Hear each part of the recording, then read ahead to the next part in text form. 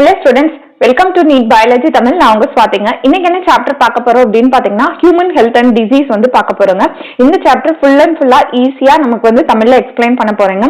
நீங்க first time நம்ம சேனலுக்குள்ள வரதா இருந்தா மறக்காம நம்ம சேனலை சப்ஸ்கிரைப் பண்ணுங்க. வீடியோ பிடிச்சா லைக் பண்ணி ஷேர் பண்ணுங்க. இப்போ வாங்க நம்ம வீடியோக்குள்ள போலாம். Health for a long time. ரொம்ப காலமா ஹெல்த் அப்படிங்கிறது எதை அவங்க கன்சிடர் பண்ணாங்க அப்படின்னா it's state of body and mind that influences the good humour hypothesis அப்படின்னு சொல்லுவாங்க. அதாவதுப்பா இப்ப ஹிப்போக்ரேட்டஸ் இருக்கார்ல, அவர் இந்தியன் ஆயுர்வேத சிஸ்டம் ஆஃப் மெடிசின்ஸ்ல ஒரு 4 குட் ஹியூமர் ஹைப்போதீசிஸ் சொல்லுவாங்கப்பா. அதாவது black bile, yellow bile, phlegm அப்படின்ட்டு ஒரு 4 குட் ஹியூமர் ஹைப்போதீசிஸ் சொல்லுவாங்க. இதுல எந்த பர்சனுக்கு பிளாக் பைல் அதிகமா இருக்கோ பாடியில அவங்க ஹாட் பர்சனாலிட்டி, அவங்களுக்கு ஃபீவர் இருக்கு அப்படின்ட்டு இந்தியன் ஆயுர்வேத சிஸ்டம் ஆஃப் மெடிசின்ஸ்ல ஹிப்போக்ரேட்டஸ் சொல்லிட்டு இருந்தாரு. ஆனா இது பாத்தீங்கன்னா டிஸ்ப்ரூவ் பண்றாருப்பா யார் அப்படின்னு பாத்தீங்கன்னா வில்லியம் ஹார்வே. அதாவது வில்லியம் ஹார்வே பிளட் சர்க்குலேஷன்ஸ்ல ஃபைண்ட் பண்றாரு. அது பர்சனுக்கு பிளாக் பெயிலினுடைய அளவு பிளட்ல அதிகமா இருக்கும், அவங்க நார்மல் டெம்பரேச்சர்ல தான் இருக்காங்க அப்படிங்கறத தெர்மோமீட்டரை வச்சு அவர் ப்ரூவ் பண்ணிட்டாரு. இது மூலமா அந்த குட் ஹியூமர் ஹைப்போதீசிஸ் அவர் டிஸ்ப்ரூவும் பண்ணிட்டாரு. அடுத்த சில வருஷங்கள் கழிச்சு பாத்தீங்க அப்படின்னா நம்ம மைண்டை இன்ஃப்ளூயன்ஸ் பண்றது பாத்தீங்கன்னா எண்டோகிரைன் சிஸ்டம், நியூரல் சிஸ்டம் அப்படி ஃபைண்ட் பண்றாங்க. அதே மாதிரி நம்மளுடைய பாடி நம்ம பாடியில இருக்கக்கூடிய இம்யூன் சிஸ்டம் தான் நம்மள ஹெல்தியா வச்சிருக்கு அப்படிங்கறதையும் ஃபைண்ட் பண்ணிருக்காங்கப்பா. நம்மளுடைய மென்டல் ஸ்டேட்டும் நம்மளுடைய மைண்டும் தான் நம்மளுடைய ஹெல்த்தை பாதிக்குது அப்படின்னு சொன்னாங்க. அது மட்டும் இல்லாம health can also affected by health வேற எதுனால அஃபெக்ட் ஆகலாம், ஜெனடிக் ரீசன்ஸ். அதாவது ஒருத்தவங்களுக்கு பரம்பரையா ஏதாவது டிசீஸ் இருந்ததுனாலும் அவங்களுடைய ஹெல்த் கண்டிப்பா பாதிக்கப்படும்பா. டெஃபிஷியன்சி அண்ட் இன்ஹெரிட்டபிள் எஃபெக்ட்ஸ், அதாவது ஜெனடிக்ஸா ஒரு ஜெனரேஷன்ல இருந்து இன்னொரு ஜெனரேஷனுக்கு டிசீஸ் டிரான்ஸ்மிட் ஆகலாம், அது மூலமா அவங்களுடைய ஹெல்த் அஃபெக்ட் ஆகலாம். அது மட்டும் இல்லாம இன்ஃபெக்ஷன்ஸ்னா என்ன, இப்ப நமக்குலாம் காமனா கோல்டு வருது, டைபாய்டு ஃபீவர் வருது, அப்புறம் நார்மலா நமக்கு நிறைய வைரல் இன்ஃபெக்ஷன்ஸ் வருது, அது மூலமாவும் நம்மளுடைய ஹெல்த் அஃபெக்ட் ஆகலாம். அது மட்டும் இல்லாம செடென்டரி லைஃப் ஸ்டைல்னா என்ன, நம்மளுடைய ஃபுட் ஹேபிட்ஸ், அதே எக்ஸசைஸே இல்லாம இருக்கிறது, இதெல்லாம் பாத்தீங்கன்னா நம்மளுடைய ஹெல்த்தை கண்டிப்பா அஃபெக்ட் பண்ணும். இருக்கீங்கன்னா என்ன, இப்ப எனக்கு டிசீஸே இல்ல அப்ப நான் ஹெல்தியா இருக்கேன் அப்படிங்கறத நம்ம சொல்ல முடியாது. இப்ப ஹெல்த் அப்படிங்கிறது டிசீஸ் ஃப்ரீ மட்டும் கிடையாது. பர்சன் பிசிக்கலா ரொம்ப ஃபிட்டா இருக்காங்க அப்படின்னா அவங்க ஹெல்தியா இருக்காங்கன்னு அர்த்தம் கிடையாது. அப்ப what is the exact definition of the health அப்படின்னு பாத்தீங்கன்னா health is a state of complete physical, mental and social wellbeing. அதாவது நம்மளுடைய பிசிக்கல் பாடியும் ஹெல்தியா இருக்கணும், நம்மளுடைய மென்டலும் ஹெல்தியா இருக்கணும், அண்ட் ஆல்சோ சோஷியல் வெல்பீயிங்காவும் இருக்கணும். இதெல்லாம் சேர்ந்துதான் ஹெல்த் அப்படின்னு சொல்றாங்க. அப்ப சிம்பிளா ஹெல்த் அப்படிங்கிறது absence of disease அப்படின்னு சொல்லிட முடியாது. the state of complete physical, mental and social well-being. எல்லாத்துலயும் நீங்க கரெக்டா இருந்தாதான் நீங்க ஹெல்தியா இருக்கீங்க அப்படிங்கிறதுக்கு அர்த்தம். அதே மாதிரி health increases the productivity and ensures the longevity. அதாவதுப்பா ஏன் ஹெல்தியா இருக்கணும் அப்படின்னு பாத்தீங்கன்னா ஒருத்தர் ஹெல்தியா இருந்தாதான் ப்ரொடக்ஷன்ஸ் அதிகமா இருக்குப்பா, அவங்களுடைய ப்ராஸ்பரிட்டி நிறைய நம்மளால சம்பாதிக்க முடியும், அதே மாதிரி ரொம்ப நாள் நம்ம வாழ முடியும். ஹெல்தியா இருந்தாதான் இன்ஃபன்ட் அண்ட் மெட்டர்னல் மார்டாலிட்டி ரேட்டையும் நம்ம குறைக்க முடியும்னு சொல்றாங்க. to ensure good health. ஒரு குட் ஹெல்த்தை நம்ம என்ஷூர் பண்ணணும்னா என்னென்ன வழிகள்ப்பா இருக்கு. நம்பர் 1 பாத்தீங்கன்னா பேலன்ஸ்டு டயட். அதாவது நம்மளுடைய ஒவ்வொரு மீல் பாத்தீங்கன்னா பேலன்ஸ்டு டயட் இருக்கணும்ப்பா. புரோட்டீன், கார்போஹைட்ரேட், அதே மாதிரி விட்டமின்ஸ், ஃப்ரூட்ஸ், இந்த மாதிரி பேலன்ஸ்டு டயட் நம்ம எடுத்துக்கிட்டாலே நம்ம ஹெல்தியா இருப்போம். ரெண்டாவது பாத்தீங்க அப்படின்னா நம்மளுடைய மென்டல் ஹெல்த் எப்படி ஸ்டேபிள் பண்றது, யோகா மூலமா அண்ட் ஆல்சோ பிசிக்கல் எக்ஸசைஸ் மூலமா நம்மளுடைய மென்டல் ஹெல்த் ஸ்டேபிள் பண்ண முடியும். ஓகே, அதே மாதிரி பர்சனல் ஹைஜீனிக் ரொம்ப இம்பார்ட்டன்ட்பா. ஓகே, அடுத்து பாத்தீங்கன்னா awareness about prevention and control of disease. ஒவ்வொருத்தவங்களுக்கும் எப்படி டிசீஸ் வருது, எப்படி அந்த டிசீஸ்ல இருந்து நம்மள காத்துக்க முடியும், எப்படி அந்த டிசீஸ்ல இருந்து நம்மள பிரிவென்ட் பண்றது, அதுக்கேற்ற அவேர்னஸ் ஒவ்வொருத்தவங்ககிட்டயும் இருக்கணும்னு சொல்றாங்க. அது மூலமா தான் நம்ம ஹெல்தியா நம்ம பாடியை மெயின்டைன் பண்ண முடியும். நெக்ஸ்ட் பாத்தீங்கன்னா proper waste and control of vectors. Proper waste டிஸ்போசல்னா என்ன, இப்ப நம்ம வீட்டுக்கு பக்கத்துல குப்பை கொட்டினா என்ன ஆகும், அதுல இருந்து நிறைய முக்கியம், அதே மாதிரி அதுல இருந்து நிறைய கொசுக்கள்லாம் அதிகமா ஜெனரேட் ஆக ஆரம்பிக்கும். அப்ப நம்ம பர்சனலா வேஸ்ட கரெக்டான இடத்துல டிஸ்போஸ் பண்ணாலே இந்த டிசீஸ்ல இருந்து நம்ம தடுக்க முடியும். அதே மாதிரி கண்ட்ரோல் ஆஃப் வெக்டார்ஸ்னா என்னப்பா, இந்த கொசு, இன்செக்ட்ஸ், இதெல்லாம் டிசீஸ் காசிங் ஏஜென்ட். இவங்க மூலமா தான் டிசீஸ் ஸ்ப்ரெட் ஆகுது. அப்ப நம்ம வீட்டை சுத்தியோ இல்லைன்னா நம்ம ஸ்ட்ரீட்லயோ அந்த வெக்டார்ஸோட ப்ரொடக்ஷன்ஸ் பிரீடிங் கிரவுண்டை நம்ம தடுக்கணும். அதாவது அடிக்கடி நம்ம வீட்டுல எல்லாம் கேட்பாங்க, கேர் நர்சஸ் எல்லாம் வீட்டுல வந்து கேட்பாங்க, ஃப்ரிட்ஜுக்கு பின்னாடி தண்ணி இருக்கா, வீட்டுக்கு சுத்தி தண்ணி தேங்கி இருக்கா, அதே மாதிரி உங்க டேங்க் வந்து க்ளோஸ் பண்ணி வச்சிருக்கீங்களா அப்படின்னு கேட்பாங்க. ஸோ இதெல்லாம் வந்து நம்ம பண்ணோம்னா வெக்டார்ஸ் வந்து நம்ம ப்ரிவென்ட் பண்ண முடியும்ப்பா.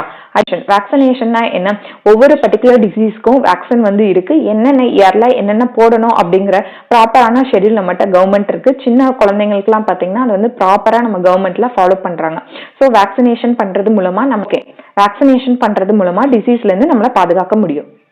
அப்படின்னா என்ன, யார் வந்து டிசீஸ்டு பர்சன் அப்படின்னு சொல்லுவாங்கன்னா when functioning of one or more organ is affected, அதாவது நம்மளுடைய பாடியில ஒரு ஆர்கனோ இல்ல அதற்கு மேற்பட்ட ஆர்கனோ இல்ல ஒரு சிஸ்டமோ அஃபெக்ட் ஆயிடுச்சு அப்படின்னா அது வந்து ஒரு சைன்ஸ் அண்ட் சிம்டம்ஸ் தான் நம்மளுக்கு வந்து ப்ரொடியூஸ் பண்ணுப்பா. ஃபார் வெரி சிம்பிள் எக்ஸாம்பிள் பாத்தீங்கன்னா நம்மளுடைய காமன் கோல்டு இருக்கும்போது என்னப்பா ஆகும், நம்மளுக்கு வந்து இருமல் இருக்கும், தும்மல் இருக்கும். வந்து எந்த சிஸ்டமும் வந்து அஃபெக்ட் பண்ணுது, நம்மளுடைய ரெஸ்பிரேட்டரி சிஸ்டமா அஃபெக்ட் பண்ணுது. அப்ப சைன்ஸ் அண்ட் சிம்டம்ஸ்ங்கிறது வெளியில நம்மளுக்கு தெரியக்கூடிய அறிகுறிகள். அப்போ எந்த ஆர்கன் அஃபெக்ட் ஆச்சு அப்படின்னு பாத்தீங்கன்னா நம்மளுடைய லங்ஸ். அப்ப இததான் நம்ம டிசீஸ் அப்படின்னு சொல்றோம். இந்த டிசீஸ் பாத்தீங்கன்னா 2 டைப்ஸ்ல வந்து இருக்கும்பா. ஒன்னு வந்து இன்ஃபெக்ஷியஸ் டிசீஸ், இன்னொன்னு வந்து நான் இன்ஃபெக்ஷியஸ் டிசீஸ். இப்ப இன்ஃபெக்ஷியஸ் டிசீஸ் அப்படின்னா என்ன, ஒரு டிசீஸ் வந்து ஒரு பர்சன்ல இருந்து இன்னொருத்தவங்களுக்கு டிரான்ஸ்மிட் ஆச்சு அப்படின்னா அது வந்து இன்ஃபெக்ஷியஸ் டிசீஸ். ஃபார் எக்ஸாம்பிள், இப்ப நம்ம கிளாஸ் ரூம்ல யாராவது ஒருத்தருக்கு கோல்டு வந்துச்சு அப்படின்னா அடுத்தடுத்து மற்றவங்களுக்கும் கோல்டு வர ஆரம்பிச்சிடல, அதுதான் இன்ஃபெக்ஷியஸ் டிசீஸ்க்கு நமக்கு தெரிஞ்ச காமன் எக்ஸாம்பிள் வந்து கோல்டு. அதே மாதிரி எய்ட்ஸ் ஆல்சோ இன்ஃபெக்ஷியஸ் டிசீஸ்ன்னு சொல்றாங்கப்பா. இதை நோட் பண்ணிக்கோங்க. நிறைய ஸ்டூடெண்ட்ஸ் வந்து இதை வந்து ராங்கா ஆன்சர் பண்றீங்க. ஸோ எய்ட்ஸ் அப்படிங்கிறது இன்ஃபெக்ஷியஸ் டிசீஸ்பா. ஓகே, அதே மாதிரி நான் இன்ஃபெக்ஷியஸ் டிசீஸ் அப்படின்னா என்ன, இப்ப ஒருத்தவங்களுக்கு இருக்கக்கூடிய டிசீஸ் அடுத்தவங்களுக்கு டிரான்ஸ்மிட் ஆகாம இருந்துச்சு அப்படின்னா அது நான் இன்ஃபெக்ஷியஸ் டிசீஸ். நான் இன்ஃபெக்ஷியஸ் டிசீஸ்க்கு என்னப்பா எக்ஸாம்பிள், கேன்சர். உங்களுக்கு கேன்சர் இருக்குன்னா அது அடுத்த பர்சனுக்கு வந்து டிரான்ஸ்மிட் ஆகாது. அதே ஓகே, ட்ரக்ஸும் ஆல்கஹாலும் can also affect adversely. Drinks பண்ணி இறந்தவங்களுடைய எண்ணிக்கை தான் அதிகம், ட்ரக் கன்சியூம் பண்ணி இறந்தவங்களுடைய எண்ணிக்கை தான் அதிகம். அப்ப ட்ரக்கும் ஆல்கஹால் பாத்தீங்கன்னா நம்மளுடைய ஹெல்த்தை வந்து மேசிவா வந்து பண்ணக்கூடியதுன்னு சொல்றாங்க. டிசீசஸ பாக்குறதுக்கு முன்னாடி அதுல பேத்தோஜெனிக் டிசீஸ் அப்படின்னா என்ன, what is mean by pathogens. Pathogens அப்படிங்கிறது nothing but disease causing agents தான் நம்ம பேத்தோஜென்ஸ் அப்படின்னு சொல்லுவோம்ப்பா. என்னென்ன நம்மளுக்கு வந்து டிசீஸ் காஸ் பண்ணும், பாக்டீரியா டிசீஸை காஸ் பண்ணும், வைரஸ் டிசீஸை காஸ் பண்ணும், அண்ட் ஆல்சோ ஃபங்கஸ் டிசீஸை காஸ் பண்ணும், நெக்ஸ்ட் புரோட்டோசோவன் டிசீஸை காஸ் பண்ணும், ஹெல்மின்ஸ் வந்து டிசீஸை காஸ் பண்ணும். இது மட்டும் இல்லாம பாரசைட்ஸ்னா என்னப்பா, இப்ப நம்ம குடல் புழுக்கள்னா சொல்றோம்ல, அதுலயே தங்கி அதுக்கான ஃபுட்டை வந்து நம்மளுக்கு எடுத்துக்கிறோம். கண்டிப்பா அது ஹோஸ்ட் ஆன நமக்கு வந்து இது பாதிப்பை தான் கொடுக்குது. அப்ப இவங்க எல்லாத்தையும் தான் என்னன்னு சொல்றாங்கன்னா பேத்தோஜென்ஸ் அப்படின்னு சொல்றாங்க. இந்த பேத்தோஜென்ஸ் பாத்தீங்கன்னா enter into the human body. நம்மளுடைய ஹியூமன் பாடியில என்னென்ன வழிகள்ல என்டர் ஆகுது அப்படின்னு பாத்தீங்கன்னா வேரியஸ் மீன்ஸ். ஏர் மூலமா சில பேத்தோஜென்ஸ் என்டர் ஆகலாம், ஃபுட் மூலமா, அண்ட் கண்டாமினேட்டட் சாயில் மூலமா, ஓகே, கண்டாமினேட்டட் ஃபீக்கல் மேட்டர் மூலமா.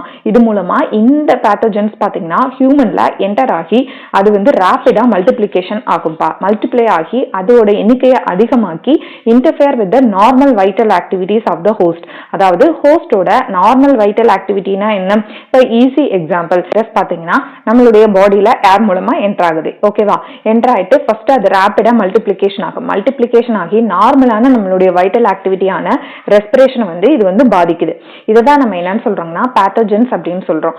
அதுக்கு இன்னொரு எக்ஸாம்பிள் என்ன சொல்றாங்கன்னா சில பேத்தோஜென்ஸ் பாத்தீங்கன்னா resist in even in the low pH. சில பேத்தோஜென்ஸ் பாத்தீங்கன்னா நம்மளுடைய ஃபுட் கண்டாமினேஷன்ஸ் மூலமா நம்மளுடைய ஸ்டொமக்கு போயிடும். எஸ், சாப்பிடுறது மூலமா நம்மளுடைய ஸ்டொமக்ல பாத்தீங்கன்னா நமக்கு நல்லா தெரியும் pH வந்து ரொம்ப லோவா இருக்கும். pH வந்து 1, அதாவது ஹை அசிடிக் pH நம்மளுடைய ஸ்டொமக்ல இருக்கிறது. ஈவன் நம்மளுடைய சிங்கிள் ஃபிங்கர் விட்டாலும் அது வந்து ஃபிங்கரே பர்ன் அவுட் ஆயிரும். அந்த அளவுக்கு லோ pHல இருக்கக்கூடிய ஸ்டொமக்ல இந்த பேத்தோஜென்ஸ் வந்து சர்வே ஆகி அதுக்கு ஏத்த மாதிரி ரெசிஸ்டன்ஸ் வந்து ஜெனரேட் பண்ணி ராபிடா மல்டிப்ளிகேஷன் ஆகி நம்மளுக்கு வந்து டிசீஸ் வந்து காஸ் பண்ணுது. ஓகே, இப்போ நம்ம நெக்ஸ்ட் என்னென்ன பேத்தோஜென்ஸ் வந்து என்னென்ன டிசீஸ் வந்து காஸ் பண்ணுது அப்படிங்கறத பார்க்கலாம். பாக்டீரியல் டிசீஸ் பாத்தீங்கன்னா salmonella typhi bacteria typhoid fever வந்து காஸ் பண்ணுது. இது எது மூலமா ஸ்ப்ரெட் ஆகுது அப்படின்னு பாத்தீங்கன்னா கண்டாமினேட்டட் ஃபுட் அண்ட் வாட்டர், அதாவது கண்டாமினேட்டட் ஆன ஃபுட் அண்ட் வாட்டர் மூலமா இந்த பாக்டீரியா வந்து நம்மளுடைய ஸ்டொமக்கு போய் ஸ்மால் இன்டெஸ்டைனுக்கு போய் ரீச் ஆகும். அங்க இருந்து பிளட் சர்க்குலேஷன்ஸ் மூலமா அதர் பார்ட்ஸ் ஆஃப் த பாடியில போய் ரீச் பண்ணுது. இதோட சிம்டம்ஸ் என்ன அப்படின்னு பாத்தீங்கன்னா ஹை ஃபீவர். அதாவது சில ஃபீவர் பாத்தீங்கன்னா நார்மலா பேராசிட்டமால் கொடுத்தாலே வந்து சரியாயிரும். ஆனா சில ஃபீவர் பாத்தீங்க அப்படின்னா ரெக்கரண்ட் ஹை ஃபீவர், அதாவது 39 to 40 டிகிரி செல்சியஸ் வரைக்குமே மெயின்டைன் ஆயிட்டு இருக்கும் டைஃபாய்டு ஃபீவர். அது மட்டும் இல்லாம இது கண்டாமினேட்டட் ஃபுட் அண்ட் வாட்டர் மூலமா தானே பாடிக்குள்ள போச்சு. ஸோ ஸ்டொமக் பெயின் வந்து இருக்கும்பா, ஹெட்ஏக், தலைவலிக்கும், லாஸ் ஆஃப் அப்படைட், பசிக்காது, கான்ஸ்டிபேஷன், மோஷன் சிக்னஸ் இருக்கும். அண்ட் எக்ஸ்ட்ரீம் கேசஸ்ல பாத்தீங்கன்னா இன்டெஸ்டினல் பெர்ஃபரேஷன்ஸ். இன்டெஸ்டினல் பெர்ஃபரேஷன்ஸ்னா என்னப்பா, நம்மளுடைய குடலவே வந்து அரிச்சிரும். In severe cases even death கூட இது காஸ் பண்ணுன்னு சொல்றாங்க. ஓகே, இப்போ ஒருத்தவங்களுக்கு டைஃபாய்டு இருக்கு இல்ல அப்படிங்கறத எந்த டெஸ்ட் மூலமா கன்ஃபார்ம் பண்ணுவாங்க அப்படின்னு பாத்தீங்கன்னா வைடல் டெஸ்ட்பா. இந்த கன்ஃபர்மேட்டரி டெஸ்ட் ஃபார் டைஃபாய்டு பாத்தீங்கன்னா வைடல் டெஸ்ட். இதுக்கு ஒரு எக்ஸாம்பிள் சொல்லுவாங்கப்பா, மேரி மேலன் அப்படின்னு சொல்லுவாங்க. ஓகே, மேரி மேலன் அப்படின்னா இவங்க வந்து ஒரு குக்பா. இவங்களுக்கு வந்து டைஃபாய்டு ஃபீவர் இருக்கு. ஃபுட் மூலமா எல்லாருக்குமே வந்து டைஃபாய்டு வந்து பரப்பிட்டே இருந்திருக்காங்க. மேரி மேலன் அப்படிங்கிற பேர் போய் அவங்களுக்கு டைஃபாய்டு மேரி அப்படிங்கிற பேரே வந்துச்சுன்னு சொல்றாங்க. இது எதுக்கு எக்ஸாம்பிளா சொல்றாங்கன்னா கண்டாமினேட்டட் ஃபுட் அண்ட் வாட்டர் மூலமா இந்த டிசீஸ் வந்து ஸ்ப்ரெட் ஆகுது அப்படிங்கிறதுக்காக இந்த எக்ஸாம்பிள் நமக்கு சொல்றாங்கப்பா. நெக்ஸ்ட் டிசீஸ் பாத்தீங்கன்னா நிமோனியாப்பா. நிமோனியா அப்படிங்கிறது ஒரு பாக்டீரியல் டிசீஸ். இது எந்த பாக்டீரியா வந்து காஸ் பண்ணுது அப்படின்னு பாத்தீங்கன்னா streptococcus pneumoniae and Haemophilus influenza. இது ரெண்டும் பாத்தீங்கன்னா நிமோனியாவை காஸ் பண்ணக்கூடிய பாக்டீரியா. இது எது மூலமா ஸ்ப்ரெட் ஆகுது அப்படின்னு பாத்தீங்கன்னா இன்ஃபெக்டட் பர்சன்ஸ்னுடைய droplets and aerosols released from infected person. யாராவது ஒருத்தவங்க இருமுனாங்க இல்லைன்னா தும்முனாங்க அப்படின்னா அவங்களுடைய டிராப்லெட்ஸ் வந்து இன்னொருத்தவங்களுக்கு போகும்போது இந்த டிசீஸ் வந்து ஸ்ப்ரெட் ஆகுது. அது மட்டும் இல்லாம sharing of glasses or utensils, அதாவது இன்ஃபெக்டட் பர்சன்ஸ் இருக்காங்கல்ல, அவங்க யூஸ் பண்ண கிளாஸோ இல்ல அவங்க யூஸ் பண்ண பொருட்களோ இன்னொருத்தவங்க வந்து பயன்படுத்தும் போது அவங்களுக்கு டிசீஸ் வந்து டிரான்ஸ்மிட் ஆகுதுன்னு சொல்றாங்க. அப்ப சைட் ஆஃப் இன்ஃபெக்ஷன், அப்படி ஏரோசல்ஸ் மூலமா உள்ள என்ட்ரானது எங்க போய் வந்து இன்ஃபெக்ஷனை காஸ் பண்ணும் அப்படின்னு பாத்தீங்கன்னா ஆல்வியோலை ஆஃப் த லங்ஸ். நமக்கு தெரியும் ஆல்வியோலை அப்படிங்கிறது ஒரு இர்ரெகுலர் பேக் லைக் ஸ்ட்ரக்சர் அப்படின்ட்டு. ஹியர் தான் oxygen carbon dioxide diffusions வந்து நடக்குது. அப்ப அங்க போய் என்ன ஆகும் அப்படின்னு பாத்தீங்கன்னா இந்த streptococcus pneumonia gets filled with fluid, அதை வந்து இங்க வந்து நிரப்பிடும். ஸோ என்ன ஆகும், நம்மளால நார்மலான பிரீத்திங் வந்து அஃபெக்ட் ஆகும். So oxygen carbon dioxide diffusions வந்து நடக்காதா. ஆல்வியோலை வந்து கெட்ஸ் ஃபில்ட் வித் ஃப்ளூயிட் வந்து ஃபில் பண்ணதுனால அவங்களுக்கு வந்து பிரீத்திங் வந்து டிஃபிகல்ட்டியா இருக்கும்பா. இன் சிம்டம்ஸ், இப்ப இந்த டிசீஸ்ல பாதிக்கப்பட்டவங்க பாத்தீங்கன்னா ஃபீவர், நமக்கு வந்து ஃபீவர் இருக்கும், சில்னஸ் குளிரும், காஃப், அதாவது காஃப் இருக்கும், அண்ட் ஆல்சோ ஹெட்ஏக் வந்து இருக்கும்பா. எக்ஸ்ட்ரீம் கேசஸ்ல பாத்தீங்கன்னா lips and nails become grey. எதனால கிரேவா மாறுது, இப்போ ஆக்சிஜன் கார்பன் டை ஆக்சைடு டிஃப்யூஷன்ஸ் ஆல்வியோலைல நடக்கிறது வந்து பிளாக் ஆயிருது. அப்ப என்ன ஆகும் அப்படின்னா நெயில்ஸ் அண்ட் லிப்ஸ் வந்து அப்படியே ப்ளூ கலர்ல மாறிடும், கிரேயிஷ் ப்ளூ கலர்ல மாறிடும் எக்ஸ்ட்ரீம் சிவியர் கேசஸ்ல. இப்ப பாக்டீரியல் டிசீஸ் ரெண்டு பார்த்தோம்ப்பா. ஒன்னு என்னது சால்மோனெல்லா டைஃபி, இன்னொன்னு வந்து பாத்தீங்கன்னா பிளேக் டிப்தீரியா. இந்த மூணு பாத்தீங்கன்னா அதர் பாக்டீரியல் டிசீஸ் பா. இதை நோட் பண்ணிக்கோங்க. ஃபாலோயிங் ஆர் த பாக்டீரியல் டிசீஸ் எக்ஸப்ட் அப்படின்னு கேட்டுருவாங்க. அப்ப நம்ம என்சிஆர்டில இருக்கக்கூடிய பாக்டீரியல் டிசீஸ் என்ன, salmonella typhi, streptococcus pneumonia and H influenza. அது மட்டும் இல்லாம டிசென்ட்ரி, பிளேக், டிப்தீரியா, இது எல்லாமே பாக்டீரியல் டிசீஸ். இதை நோட் பண்ணிக்கணும். பாத்தீங்கன்னா வைரல் டிசீஸ் பா. வைரல் டிசீஸ் கூட எக்ஸாம்பிள் வந்து காமன் கோல்டு. காமன் கோல்டு வந்து எந்த ஆர்கானிசம் வந்து காஸ் பண்ணுது அப்படின்னு பாத்தீங்கன்னா rhino virus which causes common cold. இப்ப நமக்குலாம் வருது காமனா எல்லாரும் கோல்டு வருதுல, அதனால அதுக்கு பேர் காமன் கோல்டு. இதை காஸ் பண்ணக்கூடிய வைரஸை ரைனோ வைரஸ் அப்படின்னு சொல்றாங்க. ஓகே, இது சைட் ஆஃப் இன்ஃபெக்ஷன், எந்த இடத்தை போய் இது அஃபெக்ட் பண்ணுது அப்படின்னு பாத்தீங்கன்னா nose and upper respiratory passage. இது வந்து ரொம்ப இம்பார்ட்டன்டா நோட் பண்ணிக்கோங்கப்பா. பிகாஸ் நிமோனியா பாத்தீங்கன்னா ஆல்வியோலை ஆஃப் த லங்ஸ் மட்டும் அஃபெக்ட் பண்ணும். ஆனா காமன் கோல்டு பாத்தீங்கன்னா nose and upper respiratory passage மட்டும் தான் அஃபெக்ட் பண்ணும், லங்ஸ் அஃபெக்ட் பண்ணாது. ஓகேவா. ஸ்ப்ரெட்ஸ் த்ரோ, இது வந்து மோட் ஆஃப் டிரான்ஸ்மிஷன். எது மூலமா டிரான்ஸ்மிட் ஆகுது அப்படின்னு பாத்தீங்கன்னா டிராப்லெட்ஸ் ரிலீஸ்ட் ஃப்ரம் காஃபிங் or sneezing or contaminated objects. அதாவது இன்ஃபெக்டட் பர்சன்ஸ்னுடைய இருமல், தும்மல், அதுல இருந்து வரக்கூடிய டிராப்லெட்ஸ் மூலமா ஒரு ஹெல்தி பர்சன் வந்து இன்ஃபெக்ஷனுக்கு வந்து காஸ் பண்ணுது. ஓகே, இதோட சிம்டம்ஸ். அப்ப காமன் கோல்டு வந்தவங்களுக்கு என்னென்ன அறிகுறிகள் இருக்கும், அதான் சிம்டம்ஸ். நேசல் கன்ஜஷன், மூக்கு அடைச்சுக்கிறோம், நேசல் டிஸ்சார்ஜ் வந்து இருக்கும், சோர் த்ரோட் இருக்கும், அண்ட் சோர் த்ரோட்னா என்ன, தொண்டை கரகரன்னு இருக்கிறது, காஃப், ஹெட்ஏக் அண்ட் டயர்ட்னஸ். இதெல்லாம் வந்து காமன் கோல்டுனுடைய சிம்டம்ஸ். ஹியூமன் டிசீஸ் பாத்தீங்கன்னா புரோட்டோசோவன்ஸும் ஹியூமன்ஸ்ல டிசீஸை காஸ் பண்ணுது. என்ன புரோட்டோசோவன்ஸ் அப்படின்னு பாத்தீங்கன்னா பிளாஸ்மோடியம் ஸ்பீசிஸ் பா. இந்த பிளாஸ்மோடியம்ல 3 டைப் கொடுத்திருக்காங்க. Plasmodium vivax, falciparum and plasmodium malaria. இதுல பிளாஸ்மோடியம் ஃபால்சிபரம் பாத்தீங்கன்னா which causes malignant malaria அப்படின்னு சொல்றாங்கப்பா. இது क्वेश्चन கேட்பாங்க. என்ன பிளாஸ்மோடியம் டைப் வந்து malignant மலேரியாவை காஸ் பண்ணும் அப்படின்னா பிளாஸ்மோடியம் ஃபால்சிபரம். இது வந்து ஃபேட்டல் அப்படின்னு சொல்றாங்க. பிகாஸ் இந்த டைப் ஆஃப் புரோட்டோசோவன் வந்து ஒரு ஹியூமனை அஃபெக்ட் பண்ணுச்சு அப்படின்னா உங்களை காப்பாத்துறது ரொம்ப கஷ்டம். மலேரியா வந்து எது காஸ் பண்ணுது அப்படின்னு பாத்தீங்கன்னா வெக்டார் தான்ப்பா. அதாவது ஒரு ஃபீமேல் அனஃபிலஸ் மஸ்கிட்டோ தான் வெக்டாரா வந்து செயல்படுது. வெக்டார்னா என்ன? இதுதான் வந்து அந்த பிளாஸ்மோடியம் ஸ்பீசிஸை வந்து பண்ணக்கூடிய ஏஜென்ட். ஓகேவா? ஸ்டேஜஸ் இந்த லைஃப் சைக்கிள் ஆஃப் பிளாஸ்மோடியம். பிளாஸ்மோடியனுடைய லைஃப் சைக்கிள் பார்க்கலாம். இப்ப இந்த சைக்கிளை வந்து பாத்தீங்கன்னா இந்த இடத்துல இருந்து ஸ்டார்ட் பண்ணுங்கப்பா. இவங்க வந்து ஒரு ஹெல்தியான பர்சன். ஹெல்தி பர்சனா மஸ்கிட்டோ வந்து பைட் பண்ணும்போது ஸ்போரோசாய்ட்ஸ் அப்படிங்கிற இன்ஃபெக்ஷியஸ் ஃபார்ம்ல இருக்கக்கூடிய பிளாஸ்மோடியம் வந்து உள்ள செலுத்திடும். அது பிளட் ஸ்ட்ரீம் மூலமா போய் லிவர்ல மல்டிபிளிகேஷன் ஆகும். லிவர்ல ரேபிடா மல்டிபிளிகேஷன் ஆகி லிவர் செல்ஸ் பர்ஸ்ட் அவுட் ஆகி அங்கிருந்து பிளட் ஸ்ட்ரீம் மூலமா ஆர்பிசி போய் அஃபெக்ட் பண்ணும். ஆர்பிசியும் ரேபிடா மல்டிபிளிகேஷன் ஆகி ஆர்பிசி பர்ஸ்ட் அவுட் ஆகும்போது ஹீமோசாயின் அப்படிங்கிற புரோட்டீனை வந்து ரிலீஸ் பண்ணுது. இதுதான் வந்து ஒரு பர்சனுக்கு ரெக்கரண்டான ஃபீவர், மலேரியாக்கான மற்ற சிம்டம்ஸையும் காஸ் பண்ணும். இப்போ ஆர்பிசில அது ரேபிடா மல்டிபிளிகேஷன் ஆகும்போது கேமெட்ஸை வந்து ஃபார்ம் பண்ணும், மேல் அண்ட் ஃபீமேல் கேமெட். அப்போ இன்ஃபெக்டட் பர்சனோட பிளட் ஸ்ட்ரீம்ல மேல் அண்ட் ஃபீமேல் கேமெட் வந்து இருக்கும். இப்போ அந்த இன்ஃபெக்டட் பர்சனை ஒரு மஸ்கிட்டோ வந்து பைட் பண்ணும்போது பிளட் ஸ்ட்ரீம்ல இருக்கக்கூடிய மேல் அண்ட் ஃபீமேல் கேமெட் மஸ்கிட்டோவோட கட்டுக்கு வந்து போயிடும். அப்ப கட்ல தான் வந்து மேல் அண்ட் ஃபீமேல் கேமெட் எங்க ஆகும் அப்படின்னா ஃபெர்டிலைசேஷன் நடக்கும். அப்ப மெச்சூர் ஃபார்ம் பார்த்தீங்கன்னா ஸ்போரோசாய்ட்ஸ் அப்படின்னு சொல்லுவாங்க. அது மஸ்கிட்டோவோட கட்ல இருந்து சலைவரி கிளாண்ட்ஸ்க்கு ரீச் பண்ணும். அப்ப இதே மஸ்கிட்டோ ஒரு ஹெல்தியான பர்சனை பைட் பண்ணும்போது இப்படியே இந்த சைக்கிள் வந்து கண்டினியூஸா நடந்துட்டே இருக்குன்னு சொல்றாங்க. இப்ப நெக்ஸ்ட் டிசீஸ் பாத்தீங்கன்னா அமீபியாசிஸ். அமீபியாசிஸும் ஒரு புரோட்டோசோவன் டிசீஸ் தான். எந்த பேத்தோஜன் வந்து அமீபியாசிஸை காஸ் பண்ணுது அப்படின்னு பாத்தீங்கன்னா எண்டமிபா ஹிஸ்டாலிடிகா அப்படிங்கிற பேத்தோஜன் தான் இந்த அமீபியாசிஸை காஸ் பண்ணுது. இப்ப மோட் ஆஃப் டிரான்ஸ்மிஷன் எப்படி வந்து இந்த பேத்தோஜன் வந்து ஒரு ஹெல்தி பர்சனை அஃபெக்ட் பண்ணுது அப்படின்னு பாத்தீங்கன்னா ஒரு இன்ஃபெக்டட் பர்சன்ஸ்னுடைய ஸ்டூல், அதாவது ஃபீக்கல் மேட்டரை ஒரு ஹவுஸ் ஃப்ளைனா என்னப்பா போய் உட்கார்ந்துச்சு அப்படின்னா அதே ஃபுட் அண்ட் ஃபுட் பார்ட்டிகல்ஸ்ல போய் வந்து அதில் கண்டாமினேட் பண்ணுது. அதாவது இன்ஃபெக்டட் பர்சன்ஸ்னுடைய ஃபீக்கல் மேட்டர்ல எண்டமீபா ஹிஸ்டாலிடிகாங்கிற பேத்தோஜன் இருக்கும். இப்போ ஹவுஸ் ஃப்ளை போய் அந்த ஃபீக்கல் மேட்டர்ல வந்துட்டு அதே ஹவுஸ் ஃப்ளை வந்து ஃபுட் அண்ட் ஃபுட் பார்ட்டிகல்ஸ்ல போய் உட்காந்துச்சு. அதை வந்து ஒரு ஹெல்தி பர்சன்ஸ் வந்து கன்சியூம் பண்றாங்கன்னா அவங்களுக்கு வந்து இன்ஃபெக்ஷன் ஸ்ப்ரெட் ஆகுது. அதர்வைஸ் இன்னொரு மோட் ஆஃப் டிரான்ஸ்மிஷன் என்னன்னா இன்ஃபெக்டட் பர்சன்ஸ்னுடைய ஃபீக்கல் மேட்டர் கண்டாமினேட்டட் ஆன ஃபுட்டோ வாட்டரோ ஒரு ஹெல்தி பர்சன் வந்து கன்சியூம் பண்ணும்போது அவங்களுக்கு வந்து இன்ஃபெக்ஷன் காஸ் ஆகுது.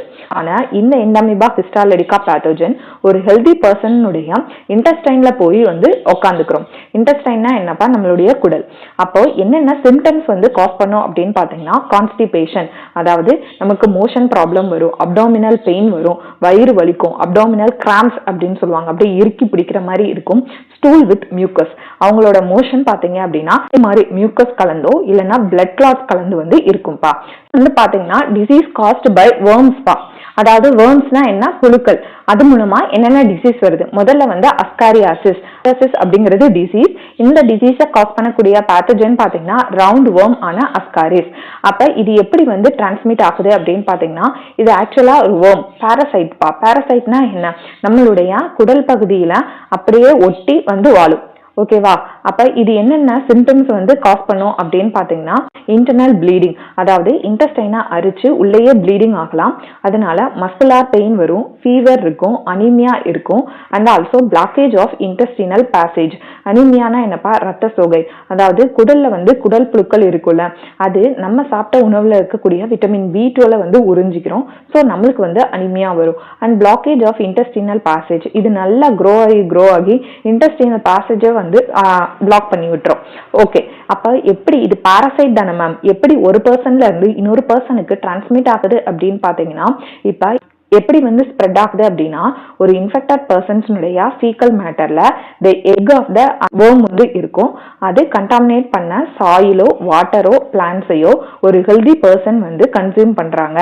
அந்த கண்டாமினேட்டட் ஆன வாட்டரையோ வெஜிடபிள்ஸையோ ஃப்ரூட்ஸையோ அவங்க கன்சியூம் பண்ணும்போது அவங்களுக்கு இன்ஃபெக்ஷன் ஸ்ப்ரெட் ஆயிடுது. நெக்ஸ்ட் டிசீஸ் பாத்தீங்கன்னா எலிஃபென்டியாசிஸ் பா. எலிஃபென்டியாசிஸ்க்கு இன்னொரு பேர் என்ன சொல்றாங்கன்னா ஃபிலேரியாசிஸ் அப்படின்னு சொல்றாங்க. பிகாஸ் இது காஸ் பண்ணக்கூடிய பேத்தோஜன்ஸ் பாத்தீங்கன்னா ஒரு ஃபிலேரியல் worm. அதாவது எந்த பேத்தோஜன் வந்து இந்த எலிஃபென்டியாசிஸ்னா நத்திங் பட் யானைக்கால் நோய்னு சொல்லுவீங்களா அதான்ப்பா. எந்த பேத்தோஜன் வந்து இதை காஸ் பண்ணும் அப்படின்னு பாத்தீங்கன்னா உச்சேரியா பேங்க்ரப்டி அண்ட் உச்சேரியா மலாய் அப்படிங்கிற ரெண்டு பேத்தோஜன் தான் வந்து இந்த ரெண்டு ஃபிலேரியல் worm தான் வந்து ஃபிலேரியாசிஸ் அப்படிங்கிற யானைக்கால் நோயை வந்து காஸ் பண்ணுது. ஓகே, இது எப்படி ஸ்ப்ரெட் ஆகுது அப்படின்னா bite of female mosquito vector. அதாவது ஒரு ஃபீமேல் மஸ்கிட்டோ கொசு கடிக்கிறது மூலமா தான் இந்த ஃபிலேரியாசிஸ் வந்து காஸ் ஆகுது. ஓகே, இந்த டிசீஸ் வந்து உங்களுக்கு என்னென்ன சிம்டம்ஸ் இருக்கும் அப்படின்னா இது வந்து ஒரு கிரானிக் இன்ஃப்ளமேஷன் அப்படின்னு சொல்லுவாங்கப்பா. கிரானிக் அப்படின்னா என்ன, ரொம்ப நாள் வந்து அவங்க பாடியில அந்த இன்ஃப்ளமேஷன் வந்து இருந்துட்டே இருக்கும். மெயினா வந்து பாத்தீங்கன்னா இது லோவர் லிம்பாட்டிக் வெசல்ஸ் வந்து அஃபெக்ட் பண்ணும். இப்போ லிம்பாட்டிக் வெசல்ஸ்னா என்னப்பா, நீங்க நிணநீர்னு சொல்லி படிச்சிருப்பீங்கல்ல. எஸ், அதாவது லோவர் பாடியில இருக்கக்கூடிய அந்த லிம்பாட்டிக் வெசல்ஸை அப்ஸ்ட்ரக்ட் பண்ணும்.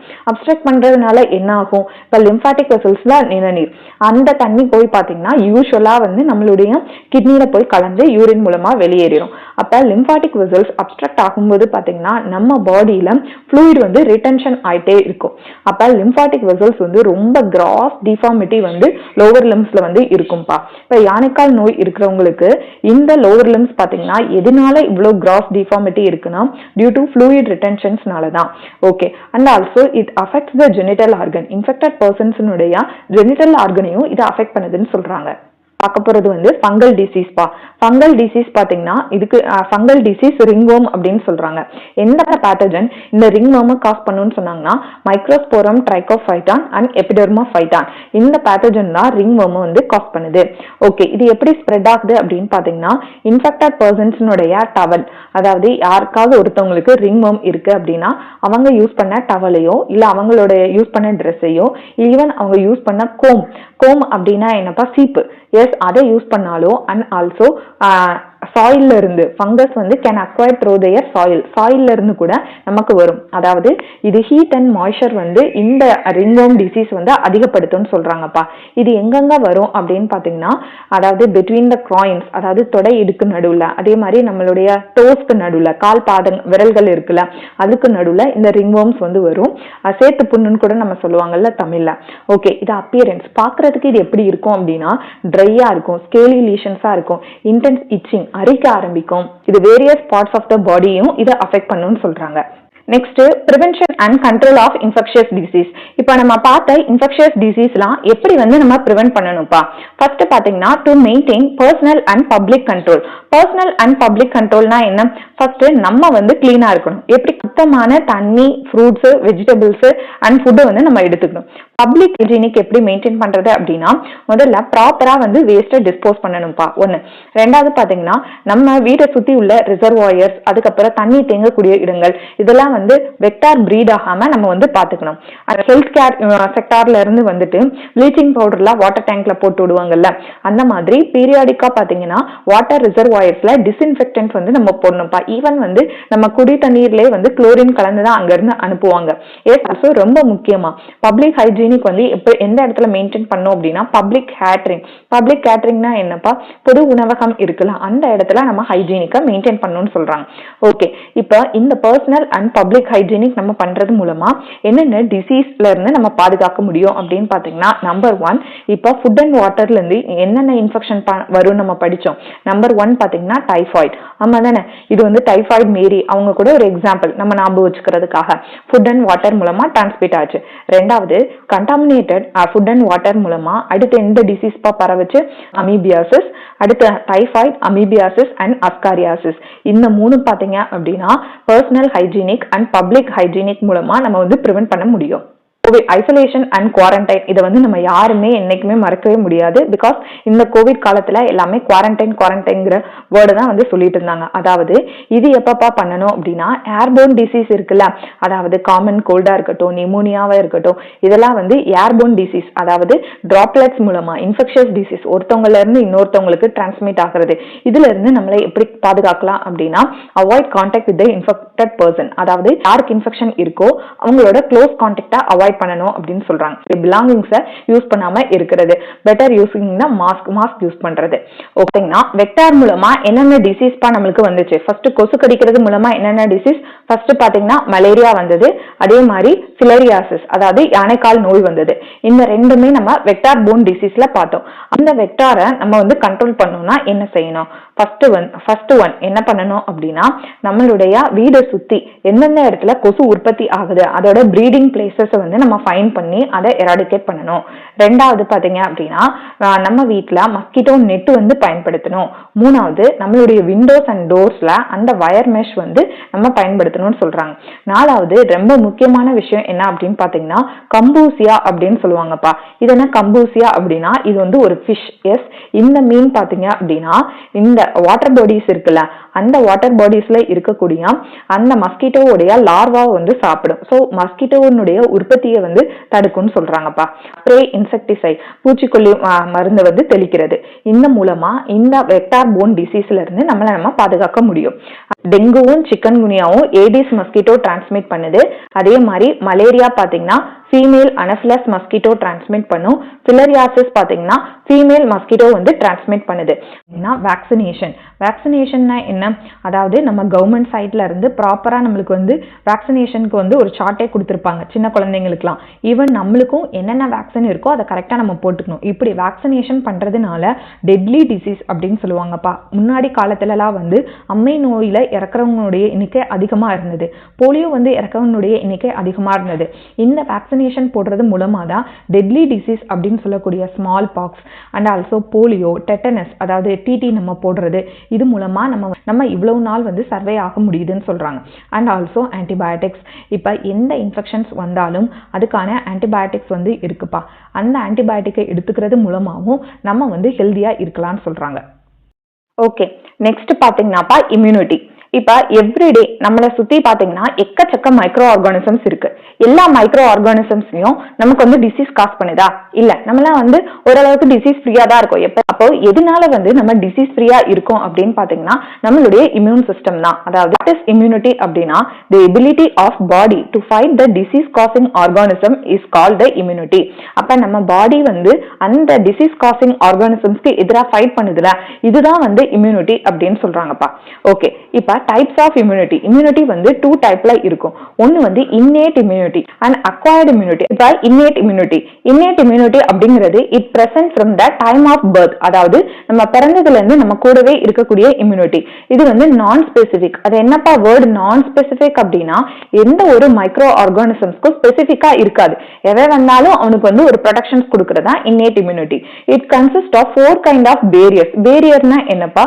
ஒரு மைக்ரோ ஆர்கானிசம்ஸை நம்ம பாடியில என்ட்ரி ஆக விடாம தடுக்கிறது, அதுதான் பேரியர் அப்படின்னு சொல்லுவாங்க.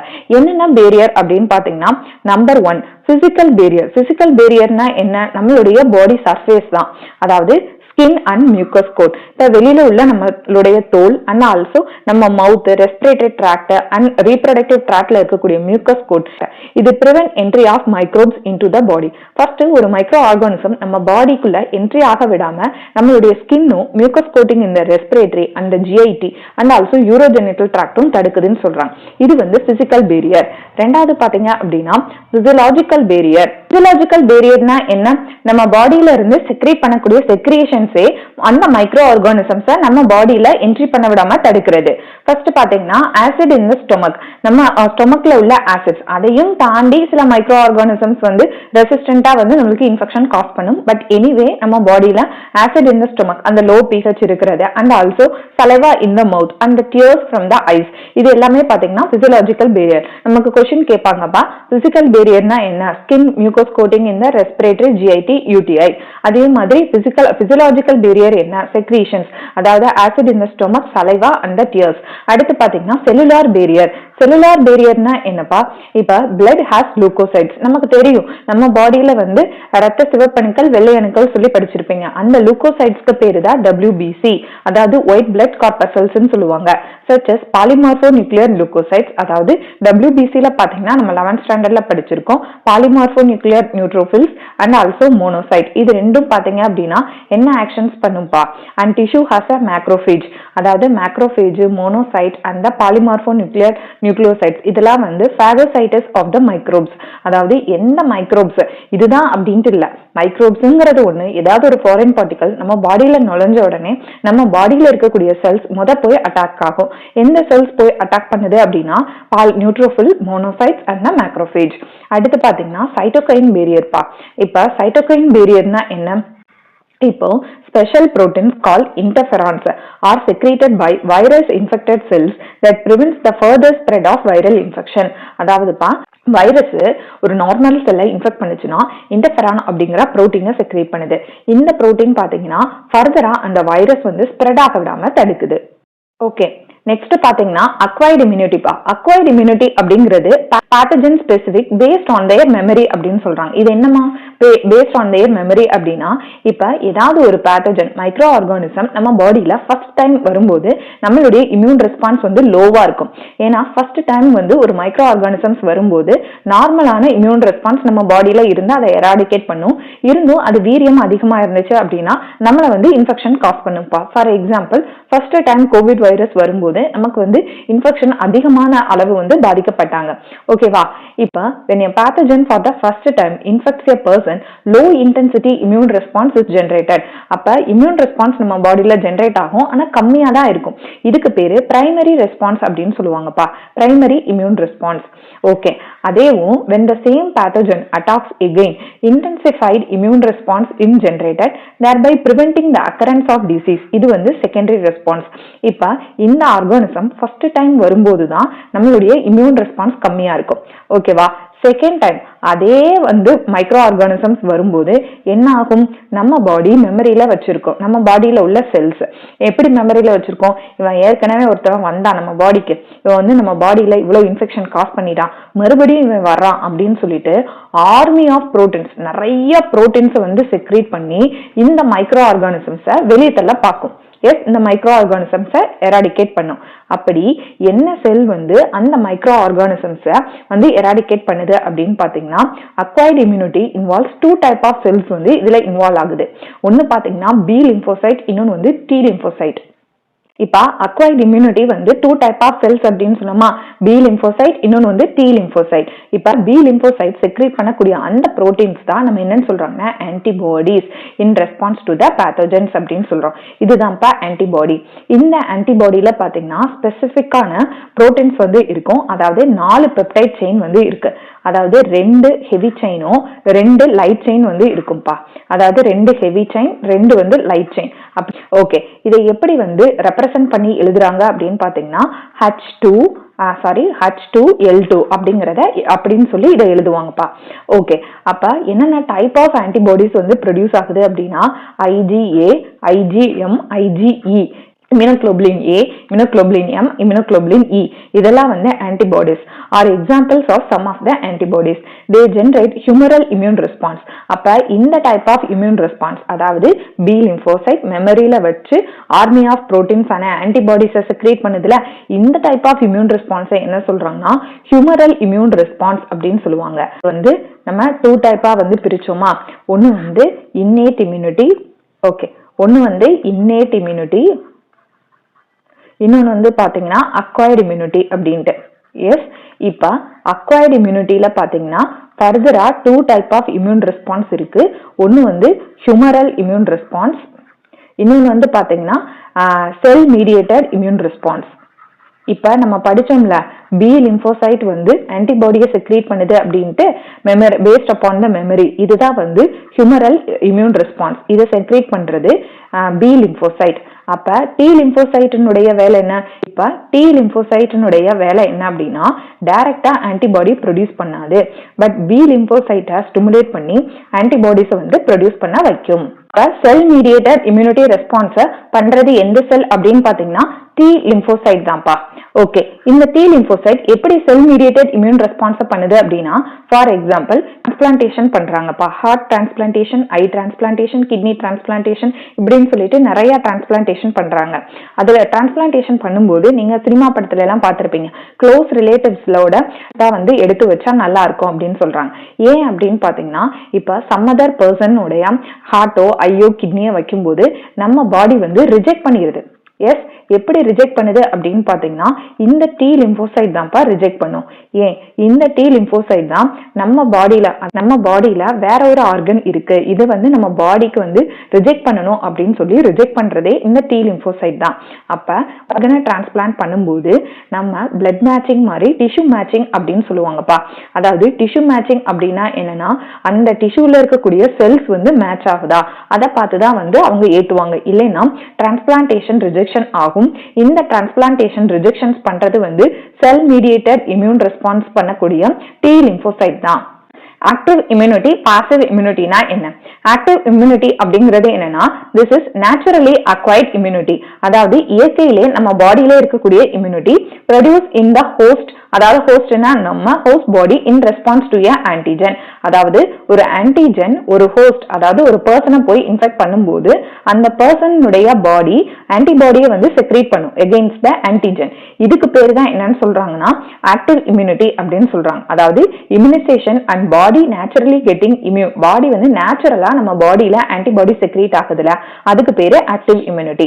அப்ப பாசிவ் இம்யூனிட்டி அப்படின்னா என்ன அப்படின்னு பாத்தீங்கன்னா, இப்ப when ரெடிமேட் ஆன்டிபாடிஸ், இப்ப நம்ம பாடி ஆன்டிபாடி செக்ரேட் பண்ணுதுல, அதுக்கு பதிலா ரெடிமேடாவே வந்து ஆன்டிபாடியாவே நம்ம எடுத்துக்கிறது. when readymade antibodies are provided to an individual to protect against foreign agents. Example பாத்தீங்க அப்படின்னா very very important colostrum. Colostrum வந்து இஸ் அ பாசிவ் இம்யூனிட்டிக்கு எக்ஸாம்பிள், ஹைலி இம்பார்ட்டன்ட், நோட் பண்ணிக்கோங்க. அதாவது பாசிவ் இம்யூனிட்டிக்கு எக்ஸாம்பிள் பாத்தீங்கன்னா கொலஸ்ட்ரம். கொலஸ்ட்ரம் அப்படிங்கிறது ஒரு yellowish கலர் fluid. அதாவது இதான் ஃபர்ஸ்ட் ஃபார்ம் ஆகக்கூடிய மதர்ஸ் மில்க். இதுல ரிச் இன் ஆன்டிபாடி. என்ன ஆன்டிபாடி அதிகமா இருக்கும் அப்படின்னு பாத்தீங்கன்னா IgA. இதையும் நோட் பண்ணிக்கோங்கப்பா. கொலஸ்ட்ரம் வந்து yellowish fluid, இதுல IgA அப்படிங்கிற ஆன்டிபாடி இருக்கு. அப்ப ஒருக்கு பாத்தீங்கன்னா லாக்டேஷன்ஸ் மூலமா மட்டும் ஆன்டிபாடி கிடைக்கல, அது ஒரு ஃபீட்டஸ் மதர்னுடைய பெல்லில இருக்கும்போது பிளாசண்டா மூலமாகவும் அதை ஆன்டிபாடியை கெயின் பண்ணிக்கிறோம். வேக்சினேஷன் அண்ட் இம்யூனைசேஷன் பா.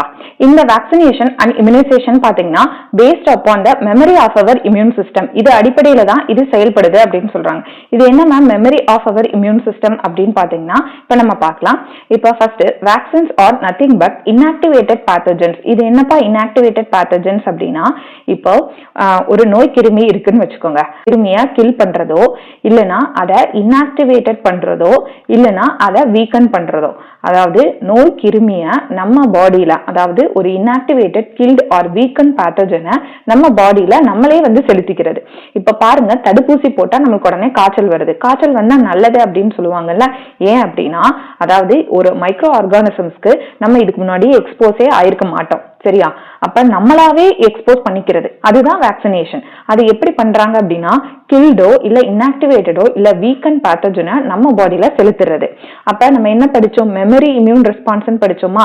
இப்ப எந்த ஒரு மைக்ரோ ஆர்கானிசம் நம்ம பாடியில ஃபர்ஸ்ட் டைம் வந்துச்சு அப்படின்னா அதோட இம்யூன் ரெஸ்பான்ஸ் வந்து நம்ம பாடியில கம்மியா இருக்கும், அப்படிதான் நம்ம படிச்சோம். அதே மைக்ரோ ஆர்கானிசம் செகண்ட் டைம் வரும்போது என்ன ஆகும், massive amount of immune response இருக்கும்னு நம்ம படிச்சிருக்கோம்ல, அந்த கான்செப்டை தான் இங்க பயன்படுத்துறோம். இப்ப these inactivated pathogens when introduced in the body produce a primary immune response. ஆமாப்பா, ஃபர்ஸ்ட் இந்த மைக்ரோ ஆர்கானிசம் நம்ம பாடியில செலுத்தும் போது நமக்கு ஒரு ரெஸ்பான்ஸ் வரும், அது பிரைமரி இம்யூன் ரெஸ்பான்ஸ், அது கம்மியா இருக்கும். ஓகேவா? இதே மைக்ரோ ஆர்கானிசம்ஸ், அதாவது நம்ம இன்ஆக்டிவேட்டட் கில்டு, இப்ப நம்ம கொரோனா வேக்சின் போட்டோமா, எஸ், கொரோனா வேக்சின்ல என்னது இன்ஆக்டிவேட்டடோ கில்டான அதை நம்ம வந்து 2 டைப் ஆஃப் வேக்சின் வந்து போட்டோம். கோவிஷீல்டு ஒன்று, கோவேக்சின் ஒன்று. கோவேக்சின் அப்படிங்கிறது கில்டு கோவிட் வைரஸ், சரியா? கோவிஷீல்டு அப்படிங்கிறது இன்ஆக்டிவேட்டட் கோவிட் வைரஸ். இதை நம்ம போடும்போது என்ன ஆச்சு, நம்ம பாடியில ஒரு இம்யூன் ரெஸ்பான்ஸ் வந்து ஜென்ரேட் ஆச்சு. கண்டிப்பா எல்லாருக்கும் ஃபீவர் வந்து வந்துச்சு, டேப்லெட்டும் கொடுத்தாங்க. ஓகேவா? செகண்ட் டைம் அதே கொரோனா வைரஸ் நம்மளை அட்டாக் பண்ணும்போது என்ன ஆகும்னா நம்ம பாடியோட இம்யூன் ரெஸ்பான்ஸ் மேசிவா வந்து ஜென்ரேட் பண்ணும். ஏன்னா ஆல்ரெடி தான் நம்ம பாடியில அந்த பேத்தோஜன் வந்து நம்ம மெமரியில வச்சிருக்கோம்ல, அந்த கான்செப்ட் தான். Okay, the body produce first time primary immune response, second time வந்து மேசிவா ப்ரொடியூஸ் பண்ணி அதை வந்து கொன்றும். அப்ப memory B and T cells are produce second time வரும்போது. இப்ப ஆக்டிவ் இம்யூனிட்டினா நம்மளுடைய பேத்தோஜனுக்கு எகெயின்ஸ்டா ஆன்டிபாடி நம்ம பாடியை செக்ரேட் பண்றது. பாசிவ் இம்யூனிட்டினா என்ன? ரெடிமேடா மதர்ஸ் மில்க்ல இருந்து பேபிக்கு போறது. அதே மாதிரி வேக்சினேஷன் அப்படின்னா என்ன? ஒரு இன்ஆக்டிவேட்டட் கில்டான பேத்தோஜனை நம்ம பாடியில செலுத்தி மெமரியில நம்மளுடைய பி செல் டி செல் வச்சு செகண்ட் டைம் அந்த பேத்தோஜன் வரும்போது அந்த பேத்தோஜனை மேசிவா நம்மளுடைய இம்யூன் செல்ஸ் வந்து டிஸ்ட்ராய் பண்ணி அழிச்சிரும். அதே மாதிரி இம்யூனைசேஷன் அப்படின்னா ஃபார் எக்ஸாம்பிள் இப்ப நம்மளுக்கு ரோட்ல அடிபட்டுருச்சு, அடிபட்டுருச்சு, அப்ப கிளாஸ்ட்ரிடியம் டெட்டனி போய் நம்ம பாடியில அஃபெக்ட் பண்ணி இமீடியட்டா நம்ம வந்து இறந்துருவோம். பாடி ஃபுல்லா ரிஜிட் ஆகி நம்ம வந்து இறந்துருவோம். அப்ப ஆன்டிபாடி ஜென்ரேட் பண்ற வரைக்கும் நம்ம வெயிட் பண்ணுவோமா? இல்ல, இமீடியட்டா வந்து நம்ம வந்து டிடி இன்ஜெக்ஷன்ஸ் வந்து போடணும். அதே மாதிரி இப்போ உங்களுக்கு பாம்பு கடிச்சிருச்சு, ஸ்னேக் பைட். ஓகே, அப்ப ஆன்டிபாடி இப்பதான் ஃபர்ஸ்ட் டைம் பாம்பு கடிச்சிருக்கு, செகண்ட் டைம் வந்து கடிக்கட்டும், அப்ப மேசிவா ஆன்டிபாடி நம்மளுடைய பாடி ஜென்ரேட் பண்ணும் அப்படின்னு நம்ம வெயிட் பண்ணுவோமா? இல்லல. அப்ப ரெடிமேடா ஒரு ஆன்டிபாடி எகெயின்ஸ்ட் டெட்டனஸ்க்கும் ஸ்னேக் பைட்டுக்கு நம்ம போடுறோம்ல, இதுக்கு பேரு தான் இம்யூனைசேஷன். ஓகேவா? இப்ப வேக்சினேஷன் இம்யூனைசேஷன் உள்ள டிஃபரன்ஸ் புரிஞ்சிருச்சா? ஓகே, இப்ப நம்ம அடுத்த கொஸ்டின், எப்படி மேம் வேக்சின் வந்து இவ்வளவு மாஸ் அமௌண்ட்ல வந்து ப்ரொடியூஸ் பண்றாங்க? பயோடெக்னாலஜி சாப்டர்ல படிச்சிருப்பீங்க. எப்படி அப்படின்னா, இப்ப இன்ஆக்டிவேட்டட் ஆர் கில்டு பேத்தோஜனுடைய டிஎன்ஏவை எடுத்து ஒரு வெக்டாரினுடைய டிஎன்ஏல நம்ம செலுத்தணும் அப்படின்னா இதுக்கு பேரு தான் என்ன நம்ம சொல்லியிருக்கோம்? Recombinant DNA R DNA. அப்ப இதை ப்ரொபகேஷன்ஸ் பண்ணி தான் நமக்கு வந்து மேசிவ் அமௌண்ட் ஆஃப் வேக்சினேஷன் வந்து அவங்க கண்டுபிடிக்கிறாங்க.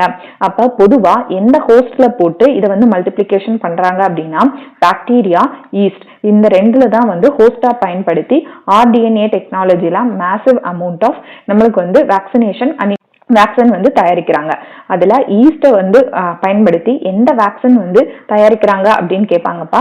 ஹெப்படைட்டிஸ் பி அப்படிங்கிற வேக்சின் ஈஸ்ட் வந்து ஹோஸ்டா பயன்படுத்தி ஆர்டிஎன்ஏ டெக்னாலஜி மூலமா ஹெப்படைட்டிஸ் பிக்கான வேக்சின் வந்து மேசிவா ப்ரொடியூஸ் பண்றாங்க. பாத்தீங்கன்னாப்பா அலர்ஜிஸ். இப்ப exaggerated immune response to certain antigens, அதாவது நம்மளுடைய இம்யூன் ரெஸ்பான்ஸ் வந்து எக்ஸாகரேட்டடா அதிகமா வந்து ஒரு சில ஆன்டிஜென்ஸ்க்கு வந்து இருந்தது அப்படின்னா அதுதான் அலர்ஜிஸ் அப்படின்னு சொல்றாங்க. இப்ப எதுக்கு வந்து அலர்ஜிப்பா வரும்? இப்ப புதுசா நீங்க ஒரு இடத்துக்கு போயிருக்கீங்க, ஈவன் கில்ஸ் பிளேஸ்க்கு இப்பதான் நீங்க போயிருக்கீங்க அப்படின்னா கண்டிப்பா நமக்கு தும்மல் வரும், இருமல் வரும், ஸ்னீசிங் வந்து இருக்கும். அப்ப இதெல்லாம் வந்து எதுக்கு அப்படின்னா அந்த அலர்ஜென்ஸ்க்கு எகெயின்ஸ்டா நம்ம பாடி வந்து செல்ஃப் டிஃபென்ஸ் பண்ணுது. ஓகே, அப்ப அலர்ஜென்ஸ் பொதுவா எதனால நம்மளுக்கு இந்த மாதிரி அலர்ஜி வரும் அப்படின்னு பாத்தீங்கன்னா substances in response to which allergy is produced. என்னென்ன சப்ஸ்டன்ஸ்னா dust, pollen grains and mites, இதனாலதான் நம்மளுக்கு அலர்ஜி வந்து வருது. இதைதான் நம்ம அலர்ஜென்ஸ் அப்படின்னு சொல்லுவோம். அப்ப அந்த அலர்ஜென்ஸ் இப்ப ஃபார் எக்ஸாம்பிள் ஒரு டஸ்ட் பார்ட்டிகல்ஸ் நமக்குள்ள போனோடனே கண்டிப்பா நம்ம தும்முவோம், இருமுவோம். எஸ், இதே டஸ்ட் பார்ட்டிகல்ஸ் கொஞ்சம் அதிகமாச்சு அப்படின்னா அப்ப நம்ம பாடி ஒரு ஆன்டிபாடியை செக்ரேட் பண்ணும். என்ன ஆன்டிபாடின்னு பாத்தீங்கன்னா IgE. அப்ப அலர்ஜி அப்ப எந்த ஆன்டிபாடி ப்ரொடியூஸ் பண்ணுன்னு கேட்பாங்க? IgE. இப்ப அலர்ஜிக் ரியாக்ஷன்ஸ், இந்த அலர்ஜிக் ரியாக்ஷன்ஸ்ல பாத்தீங்கன்னா ஃபார் எக்ஸாம்பிள் ஏதாவது ஒரு ஸ்கின் அலர்ஜி அப்படின்னா நம்ம கையில உடம்புலாம் வந்து தடிப்பா இருக்கும். ஏதாவது வண்டு கடிச்சிருச்சு, பூச்சி கடிச்சிருச்சுன்னா அது எதனால அப்படின்னு பாத்தீங்கன்னாப்பா கெமிக்கல் சச்சஸ் ஹிஸ்டமைன்ஸ் அண்ட் செரட்டோனின்ஸ் ஆர் ரிலீஸ்ட். அதாவது நம்மளுடைய பாடியில மாஸ்ட் செல் அப்படின்னு ஒரு செல் இருக்கும். இந்த மாஸ்ட் செல்ஸ்ல இருந்து அலர்ஜி கண்டிஷன்ஸ்ல ஹிஸ்டமைன், செரட்டோனின் அப்படிங்கிற 2 கெமிக்கல் வந்து ரிலீஸ் ஆகும். ஓகேவா? இப்ப சிம்டம்ஸ், அப்ப அலர்ஜிக்கான சிம்டம்ஸ் நம்மளுக்கு அலர்ஜி தான் அப்படிங்கறத என்னென்ன அறிகுறிகள் வச்சு நம்ம தெரிஞ்சுப்போம்? ஸ்னீசிங், தும்முவோம், கண்டன் தனித்தனியா வரும், அப்புறம் டிஃபிகல்ட்டி இன் பிரீத்திங், இதெல்லாம் எக்ஸ்ட்ரீம் கேசஸ். ஓகே, இப்ப அலர்ஜி டெஸ்ட் அப்படின்னா என்ன அப்படின்னா ஒரு பர்சன் எதனால அலர்ஜி ஆயிருக்காங்க அப்படிங்கறது அவங்களுக்கு தெரியாது. அப்ப என்ன பண்ணுவாங்க அப்படின்னா patient is injected with a small dose of allergens. பர்சனுக்கு வந்து எதனால அலர்ஜின்னு தெரியாது. அப்ப அந்த கம்மியான டோஸ்ல ஒரு அலர்ஜென்ஸா அவங்களுக்கு கொடுத்து இதனாலதான் அவங்களுக்கு அலர்ஜி வந்திருக்கா, இந்த அலர்ஜி வந்ததுன்னா உங்க பாடியில என்னென்ன சேஞ்சஸ் இருக்கு அப்படிங்கறத பாப்பாங்கப்பா. ஓகே, இந்த அலர்ஜி வந்து பொதுவா யாருக்கு வருது அப்படின்னு பாத்தீங்கன்னா ரொம்ப சிட்டிஸ்ல வாழ்ந்திருப்பாங்க இல்லையா, அவங்களுக்கு தான் இந்த அலர்ஜிஸ் வந்து அதிகமா வரும். மெட்ரோ சிட்டிஸ்ல ஒரு ப்ரொடெக்டட் என்விரான்மெண்ட்ல வளர்ந்த குழந்தைங்களுக்கு பாத்தீங்கன்னா அலர்ஜி வந்து அதிகமா இருக்கும். ஈவன் எங்கேஜ்ல பாத்தீங்க அப்படின்னா லங் ஆஸ்துமா வரைக்கும் கூட போகும். இதுக்கு காரணம் என்ன அப்படின்னு பாத்தீங்கன்னாப்பா ரொம்ப சிம்பிள். இப்ப எந்த குழந்தை வந்து ரோட்ல விளையாண்டு புழுதிகளெல்லாம் இது பண்ணி அந்த டஸ்ட் அலர்ஜன்ஸ்க்குலாம் எக்ஸ்போஸ் ஆகி அது வந்து இம்யூன் ரெஸ்பான்ஸ் ஜென்ரேட் பண்ணி வச்சிருக்கோம், அந்த குழந்தைக்கு வந்து இந்த மாதிரி எல்லாம் வராது. இது மெட்ரோ சிட்டிஸ்ல இருக்கக்கூடிய குழந்தைங்க நம்ம நல்லா வளர்க்குறோம், சேஃபா வளர்க்குறோம் அப்படின்ட்டு ரொம்ப ஒரு ப்ரொடெக்டான கிளீனான ஒரு என்விரான்மெண்ட்ல வளரும் போது அந்த குழந்தை ஒரு ஸ்கூலுக்கோ இல்ல வெளியிலயோ போகும்போது ஈவன் சின்ன டஸ்ட் பார்ட்டிகல்ஸ் கூட அவங்களுக்கு ஹெவி அலர்ஜி வந்து காஸ் பண்ணிடுது. இதுதான் காரணம். ஓகே, அப்படியே அலர்ஜி வந்துருச்சு, அவங்களுக்கு என்ன மெடிசின்ஸ் கொடுக்கறது அப்படின்னு பாத்தீங்கன்னா ஆன்டிஹிஸ்டமின். ஏன்னா எந்த கெமிக்கல் வந்து அதிகமாச்சு அலர்ஜி அப்ப மாஸ்ட் செல்ஸ்ல இருந்து ரிலீஸ் ஆகக்கூடிய ஹிஸ்டமைன், செரட்டோனின். அப்ப ஆன்டிஹிஸ்டமின்ஸ் அண்ட் அட்ரினலின்ஸ், ஸ்டீராய்ட்ஸ் இதெல்லாம் வந்து ட்ரக்ஸ் பா, டேப்லெட்ஸ். ஓகேவா? ஆன்டிஹிஸ்டமின்ஸ், அட்ரினலின்ஸ் அண்ட் ஸ்டீராய்ட்ஸ் இதை வந்து கொடுப்பாங்க. Maybe given to that the symptoms of the allergy subside ஆகிறதுக்கு. ஆட்டோ இம்யூனிட்டிப்பா. ஆட்டோ இம்யூனிட்டி அப்படின்னா என்ன? நம்மளுக்கு தெரியும், நம்மளுடைய immune cells B lymphocyte, T lymphocyte வந்து பேஸ்ட் அப்பான் த மெமரி தான் வந்து இருக்கும். அதுல எஸ்பெஷலி டி லிம்போசைட்ஸ் பாத்தீங்கன்னா இவருடைய ஓன் செல்லையும் மற்ற செல்லையும் டிஃபரன்ஷியேட் பண்ணி அதை வந்து ரிஜெக்ட் பண்ணும் இப்படிங்கிறத நம்ம படிச்சோம். எஸ், ஃபாரின் பாடி வந்துச்சு அப்படின்னா அது நம்மளுடைய செல் கிடையாது, இவங்க நம்மளுடைய பாடி சிஸ்டமே கிடையாது அப்படின்ட்டு அவங்கள வந்து ரிஜெக்ட் பண்ணும். எஸ், எஸ்பெஷலி டி லிம்போசைட் நம்ம எக்ஸாம்பிள் பார்த்தோம். டி லிம்போசைட் என்ன பண்ணுச்சு? டிரான்ஸ்பிளான்ட் பண்ணும்போது அது வந்து வேற ஒருத்தவங்களுடைய செல் அப்படின்ட்டு அந்த டிரான்ஸ்பிளான்ட்டை ரிஜெக்ட் பண்ணி விட்டுச்சு. ஆமா தானே? அதே மாதிரி இங்க என்ன ஆச்சு அப்படின்னா, அதாவது டியூ டு ஜெனடிக் மியூட்டேஷன் நம்மளுடைய இம்யூன் செல்ஸ், அதாவது B cell and T cell என்ன பண்ணும் அப்படின்னா நம்மளுடைய ஓன் செல்லுக்கு எகெயின்ஸ்டாவே வந்து வேலை பார்க்க ஆரம்பிச்சிடும். அதாவது நம்மளுடைய ஓன் செல்ல அது வந்து வெளியில இருந்து வந்த ஆன்டிஜன் அப்படின்னு நினைச்சிட்டு நம்மளுடைய இம்யூன் செல்ஸ் வந்து அதை போய் மேசிவா வந்து டிஸ்ட்ரக்ட் பண்ண ஆரம்பிச்சிடும். அதாவது டியூ டு ஜெனடிக் மியூட்டேஷன்னால தானே தன்னை வந்து அழிச்சுக்கிறது. இதுதான் ஆட்டோ இம்யூனிட்டி. இது வந்து ஜீன் மியூட்டேஷன்ஸ்னால வந்ததுப்பா. In auto immunity body generate immune response against its own cells. தன்னுடைய ஓன் செல்க்கு எகெயின்ஸ்டாவே இம்யூனிட்டியை ஜெனரேட் பண்றது. இதோட ரீசன் பாத்தீங்கன்னா ஜெனடிக் மியூட்டேஷன்ஸ்னால இருக்கலாம், வேற ஏதாவது unknown reasons. Example for auto immunity கேட்பாங்க, ருமட்டாய்டு ஆர்த்ரைட்டிஸ், அதாவது மூட்டு வலி இருக்குல்ல, அதுதான் வந்து ஆட்டோ இம்யூன் டிசீஸ்க்கான எக்ஸாம்பிள். பாத்தீங்கன்னா இம்யூன் சிஸ்டம் இந்த பாடிப்பா. இந்த ஹியூமன் இம்யூன் சிஸ்டம்ல பாத்தீங்கன்னா லிம்பாய்டு ஆர்கன்ஸ் இருக்கும், டிஷ்யூஸ் இருக்கும், செல்ஸ் இருக்கும் அண்ட் ஆன்டிபாடிஸ் இருக்கும். நம்மளுடைய இம்யூன் சிஸ்டம் வந்து ஃபாரின் ஆன்டிஜென்ஸை ரெகக்னைஸ் பண்ணி அதை மெமரியில வச்சு அடுத்த டைம் வந்து கில் பண்ணும் அப்படிங்கறத நம்ம பார்த்தோம். அதே மாதிரி the immune system also play very important role. என்னென்ன இம்பார்ட்டன்ட் ரோல் பண்ணுது? அலர்ஜிக் ரியாக்ஷன்ஸ்ல ரெஸ்பான்ஸ் பண்ணுது and also auto immune disease and organ transplantation. இதுல எல்லாம் இந்த இம்யூன் சிஸ்டம் வந்து வெரி இம்பார்ட்டன்ட் ரோல் பண்ணுதுன்னு சொல்றாங்க. ஓகே, நெக்ஸ்ட் த லிம்பாய்டு ஆர்கன்ஸ்னா என்ன? இந்த ஆர்கன்ஸ்ல தான் ஆரிஜின் ஆகும் proliferation and maturation of lymphocytes. lymphocytesனா T lymphocyte, B lymphocyte, அதான் லிம்பாய்டு ஆர்கன். இந்த லிம்பாய்டு ஆர்கன் பாத்தீங்கன்னா 2 டைப்பா நம்ம வந்து பிரிக்கிறோம். என்னென்ன 2 டைப்ஸ் அப்படின்னு பாத்தீங்கன்னா, ஒன்னு பிரைமரி லிம்பாய்டு ஆர்கன், இன்னொன்னு வந்து பாத்தீங்கன்னா செகண்டரி லிம்பாய்டு ஆர்கன். இப்ப பிரைமரி லிம்பாய்டு ஆர்கன்னா என்ன? It consist of bone marrow and the thymus. அதாவது போன் மேரோவும் தைமஸ். கேட்பாங்கப்பா, இது பிரைமரி லிம்பாய்டு ஆர்கன்னா என்னன்னா போன் மேரோவும் தைமஸ்னா பிரைமரி லிம்பாய்டு ஆர்கன். இப்ப here immature lymphocytes are differentiated to form antigen sensitive lymphocytes. இப்ப போன் மேரோல பாத்தீங்கன்னா all the blood cells including lymphocytes வந்து எங்க இருந்து ப்ரொடியூஸ் ஆகுதுப்பா? போன் மேரோ. அதாவது நம்மளுடைய எலும்பு மஜையில தான் லிம்போசைட்ஸ் வந்து ப்ரொடியூஸ் ஆகுது. ப்ரொடியூஸ் ஆன லிம்போசைட்ஸ் பாத்தீங்கன்னா எங்க போய் மெச்சூர் ஆகணும்ல, அது ஆக்டிவ் ஃபார்ம் எங்க ஆகுது அப்படின்னு பாத்தீங்கன்னா தைமஸ். தைமஸ் அப்படிங்கிறது எங்க இருக்கும் அப்படின்னா பிலோ த பிரெஸ்ட் போன். நம்மளுடைய பிரெஸ்ட் போனுக்கு கீழே ஹார்ட்டுக்கு மேல வந்து தைமஸ் இருக்கும். இந்த இடத்துல தான், அதாவது போன் மேரோல ப்ரொடியூஸ் ஆன அந்த லிம்போசைட்ஸ் தைமஸ்க்கு போய் தான் மெச்சூர் ஃபார்ம் ஆகுது. Okay, it is responsible for maturation of T lymphocyte. T lymphocyte இந்த இடத்துல தான் வந்து மெச்சுரேஷனே நடக்குது அப்படின்னு சொல்றாங்கப்பா. ஓகே, இந்த தைமஸ் பாத்தீங்க அப்படின்னா ஓல்டர் இண்டிவிஜுவல்ஸ், அதாவது எங்கேஜ்ல இருக்கும்போது பெருசா இருக்கும். இதே வயசாக தைமஸ்னுடைய சைஸ் வந்து ரிக்ரெஷன் ஆயிட்டே இருக்கும்.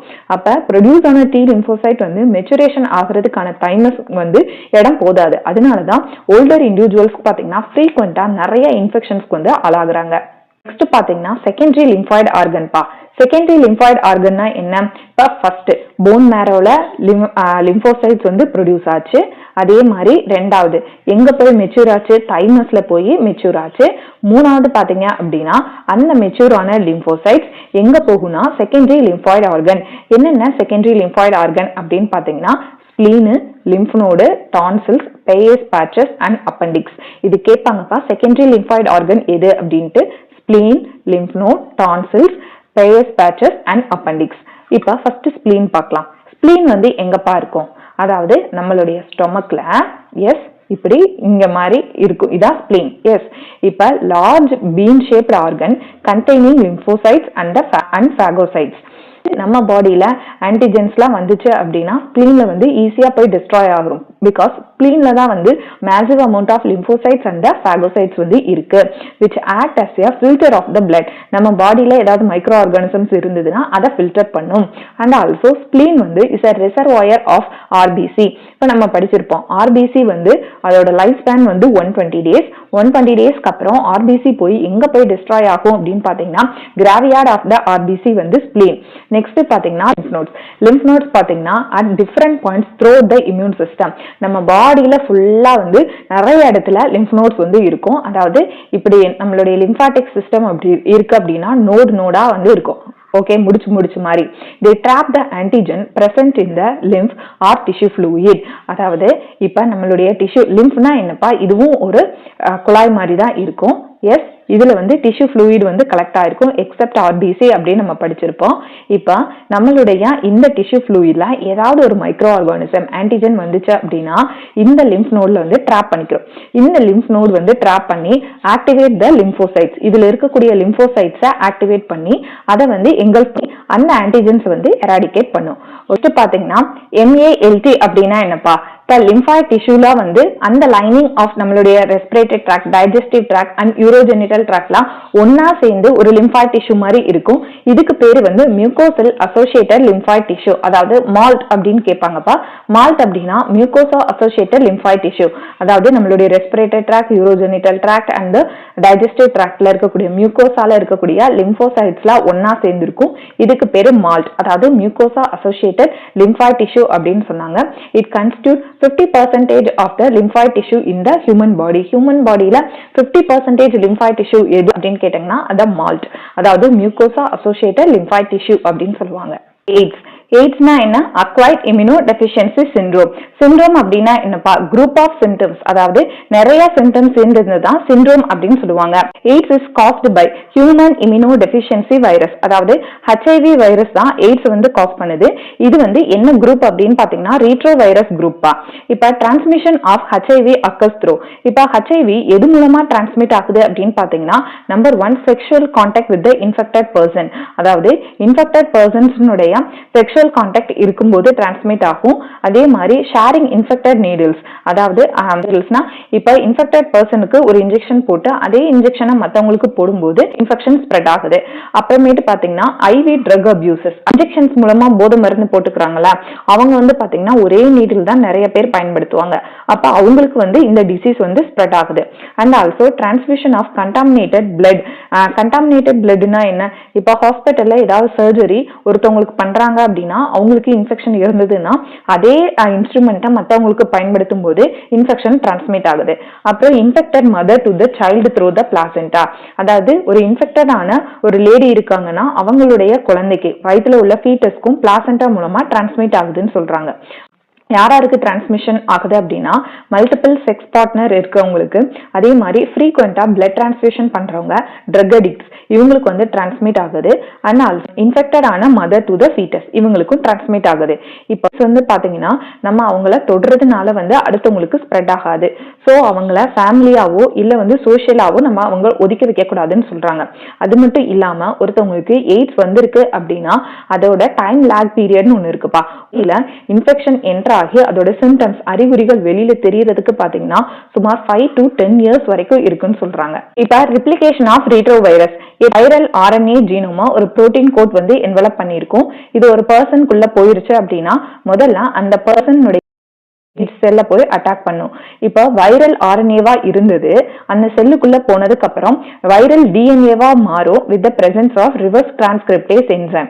இந்த வைரல் டிஎன்ஏ பாத்தீங்கன்னா ஃபர்தரா எதை போய் அட்டாக் பண்ணும் அப்படின்னா அந்த மேக்ரோஃபேஜ் டிஎன்ஏ குள்ள போய் சேர்ந்துரும். இந்த viral DNA incorporated into the host genome. Host ஜீனோம்குள்ள வைரல் டிஎன்ஏ போகும்.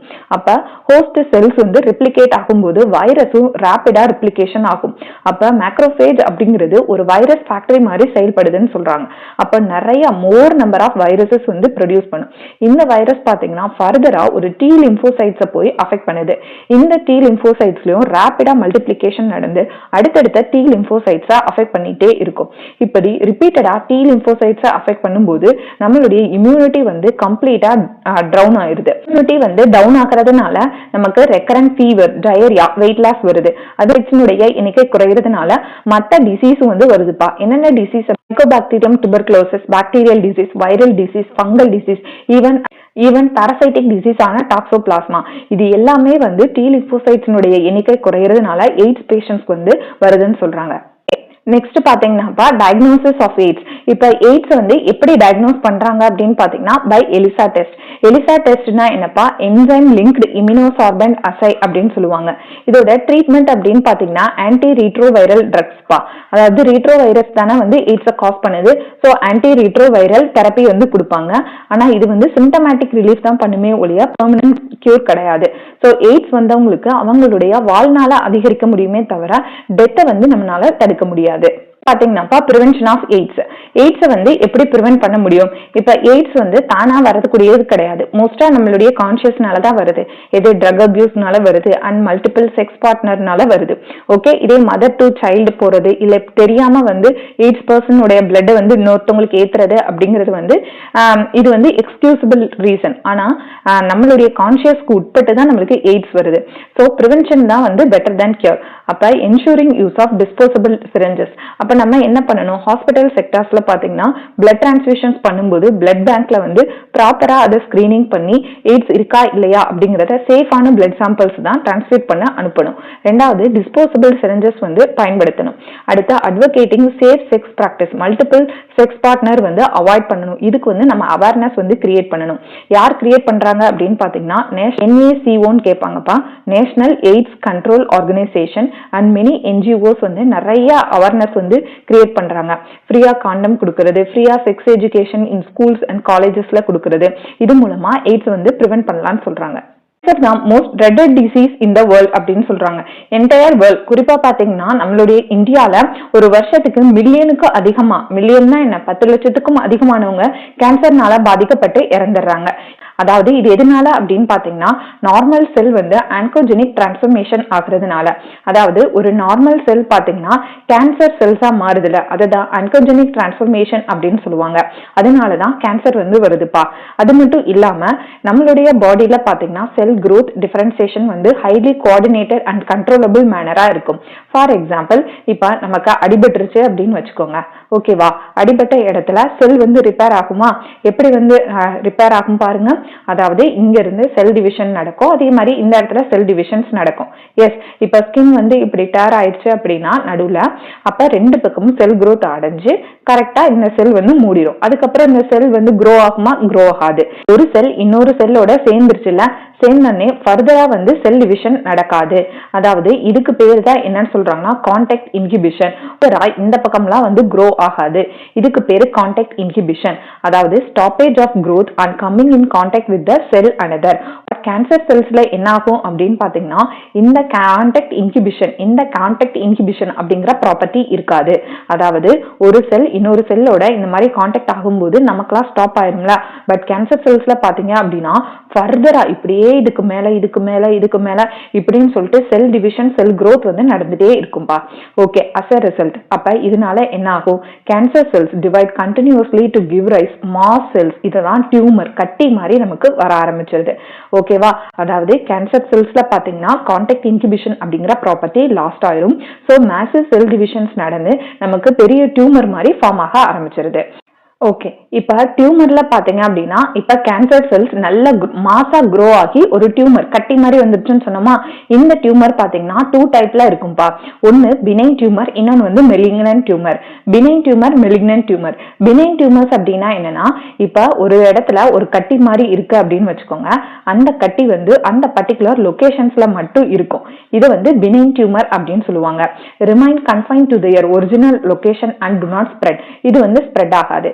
இதே பாருங்க, இன்னொரு டைப் ஆஃப் டியூமர் இருக்கு. இந்த டியூமர் பாத்தீங்க அப்படின்னா and they exhibit metastasis.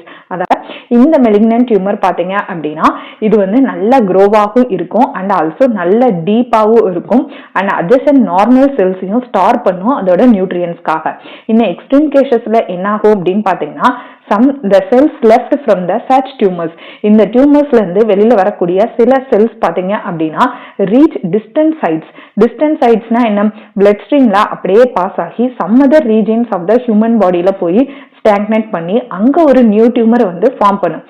Reach distant sites and where they reach new tumour is form. எந்த இடத்துல அது போய் ரீச் ஆகுதோ அந்த இடத்துல புது டியூமரவே வந்து ஃபார்ம் பண்ணிரும். அப்ப malignant tumour actually represent the cancer. அப்ப பினைன் டியூமரை நம்ம கேன்சர் அப்படின்னு நம்ம சொல்ல மாட்டோம், பட் மெலிக்னன்ட் டியூமர் தான் ஆக்சுவலா நம்ம கேன்சர் அப்படின்னு சொல்லுவோம். Okay, the cells actively divide and grow and stop the normal cells of vital nutrients. இந்த செல்ஸ் பாத்தீங்க அப்படின்னா ஆக்டிவா செல் டிவிஷன் ராபிடா நடந்துட்டே இருக்கும் அண்ட் ஆல்சோ நார்மல் செல்ஸையும் வந்து அது சாப்பிடும் அதோட நியூட்ரியன்ஸ்க்காக.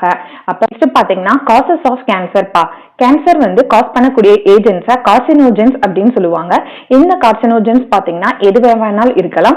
Physical, chemical and biological agent that cos cancer. இப்ப பிசிக்கல் காரணம்னா என்னப்பா இருக்கலாம்? ஃபார் எக்ஸாம்பிள் சிம்பிள், இப்ப நம்ம வாயில ஏதாவது ஷார்ப் ஏஜஸ்ல டீத் இருந்தது அப்படின்னா நம்ம நாக்கு அதுல பேசும்போது உரசி அதுல வந்து கேன்சர் வரலாம்.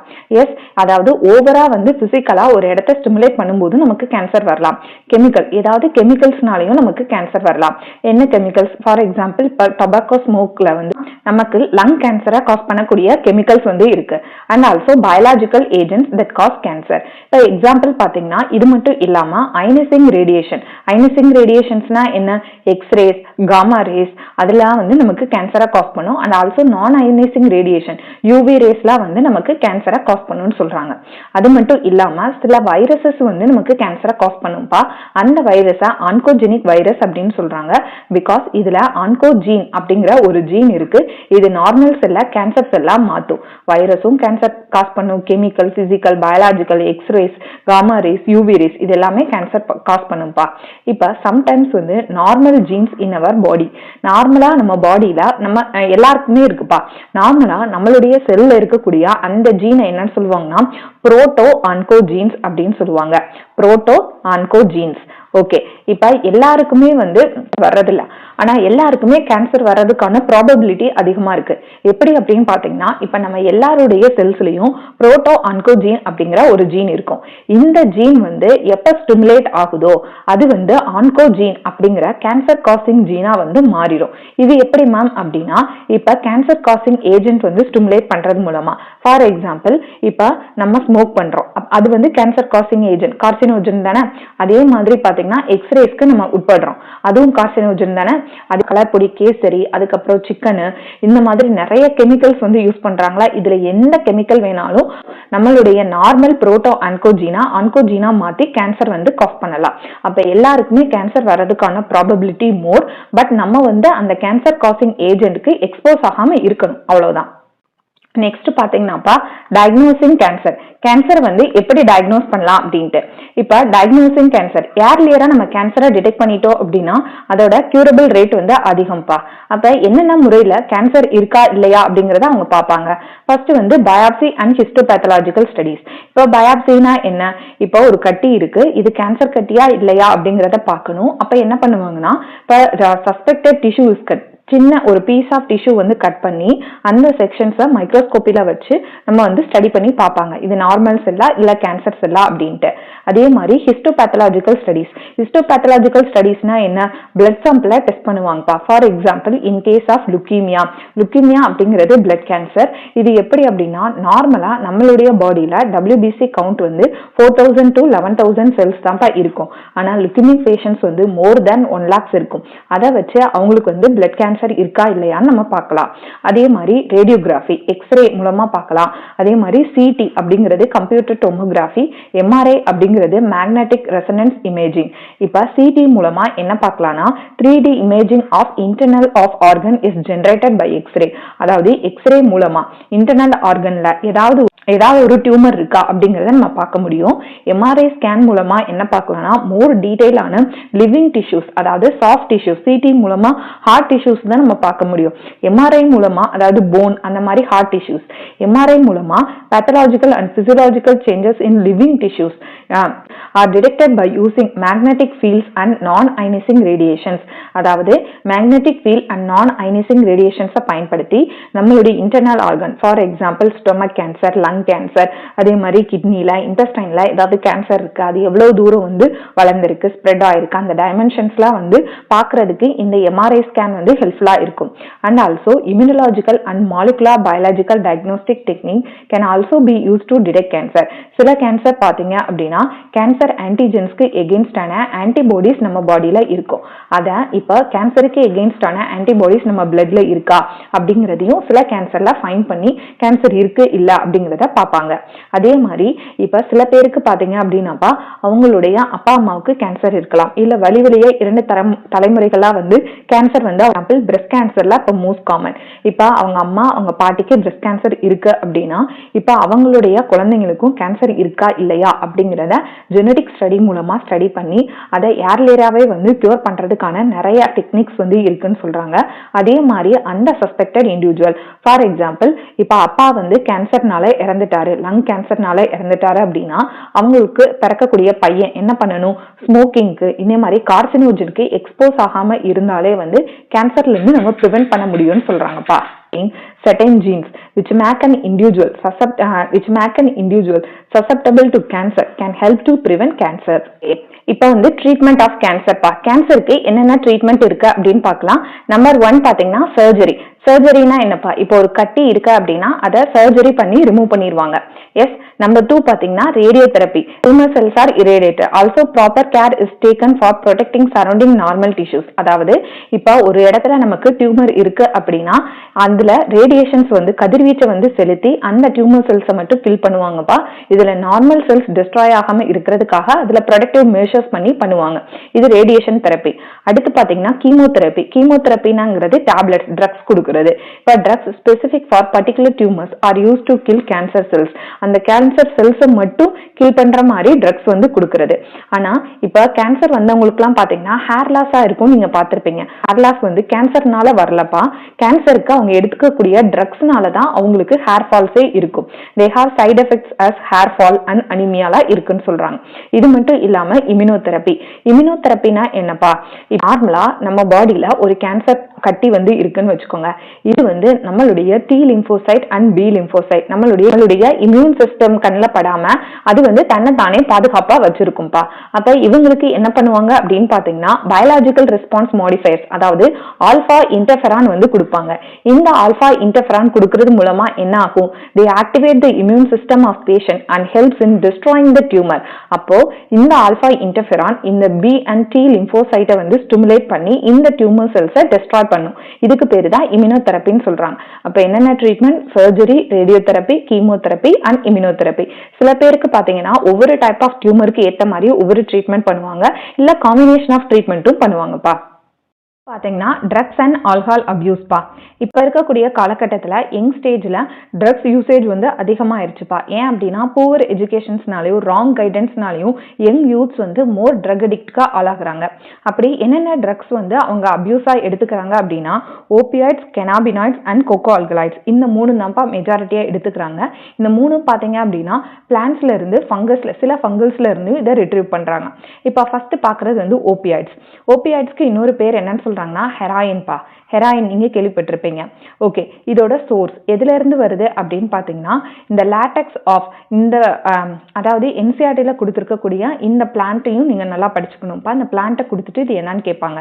இப்படிதான் இருக்கும். இது வந்து ஓபியம், பாப்பி பிளான்ட் அப்படின்னு சொல்லுவாங்க, ஆர் பெப்பாவர் சாம்னிஃபரம். இதோட லாட்டெக்ஸ்ல இருந்து தான் இந்த ஹெராயினை வந்து எடுக்கிறாங்க. அதாவது அசலைசேஷன் ஆஃப் மார்பின். மார்பினை வந்து அசலைசேஷன் பண்ணி தான் இந்த ஹெராயின் வந்து வித்ட்ரா பண்றாங்க. இந்த ஹெராயின் ஹெராயினுக்கு இன்னொரு பேர் என்ன சொல்றாங்கன்னா ஸ்மாக் அப்படின்னு சொல்லுவாங்கப்பா. கெமிக்கலா பாத்தீங்க அப்படின்னா டை அசிட்டைல் மார்பின், கெமிக்கலா டை அசிட்டைல் மார்பின், அதான் வந்து ஹெராயின் அப்படிங்கிறது.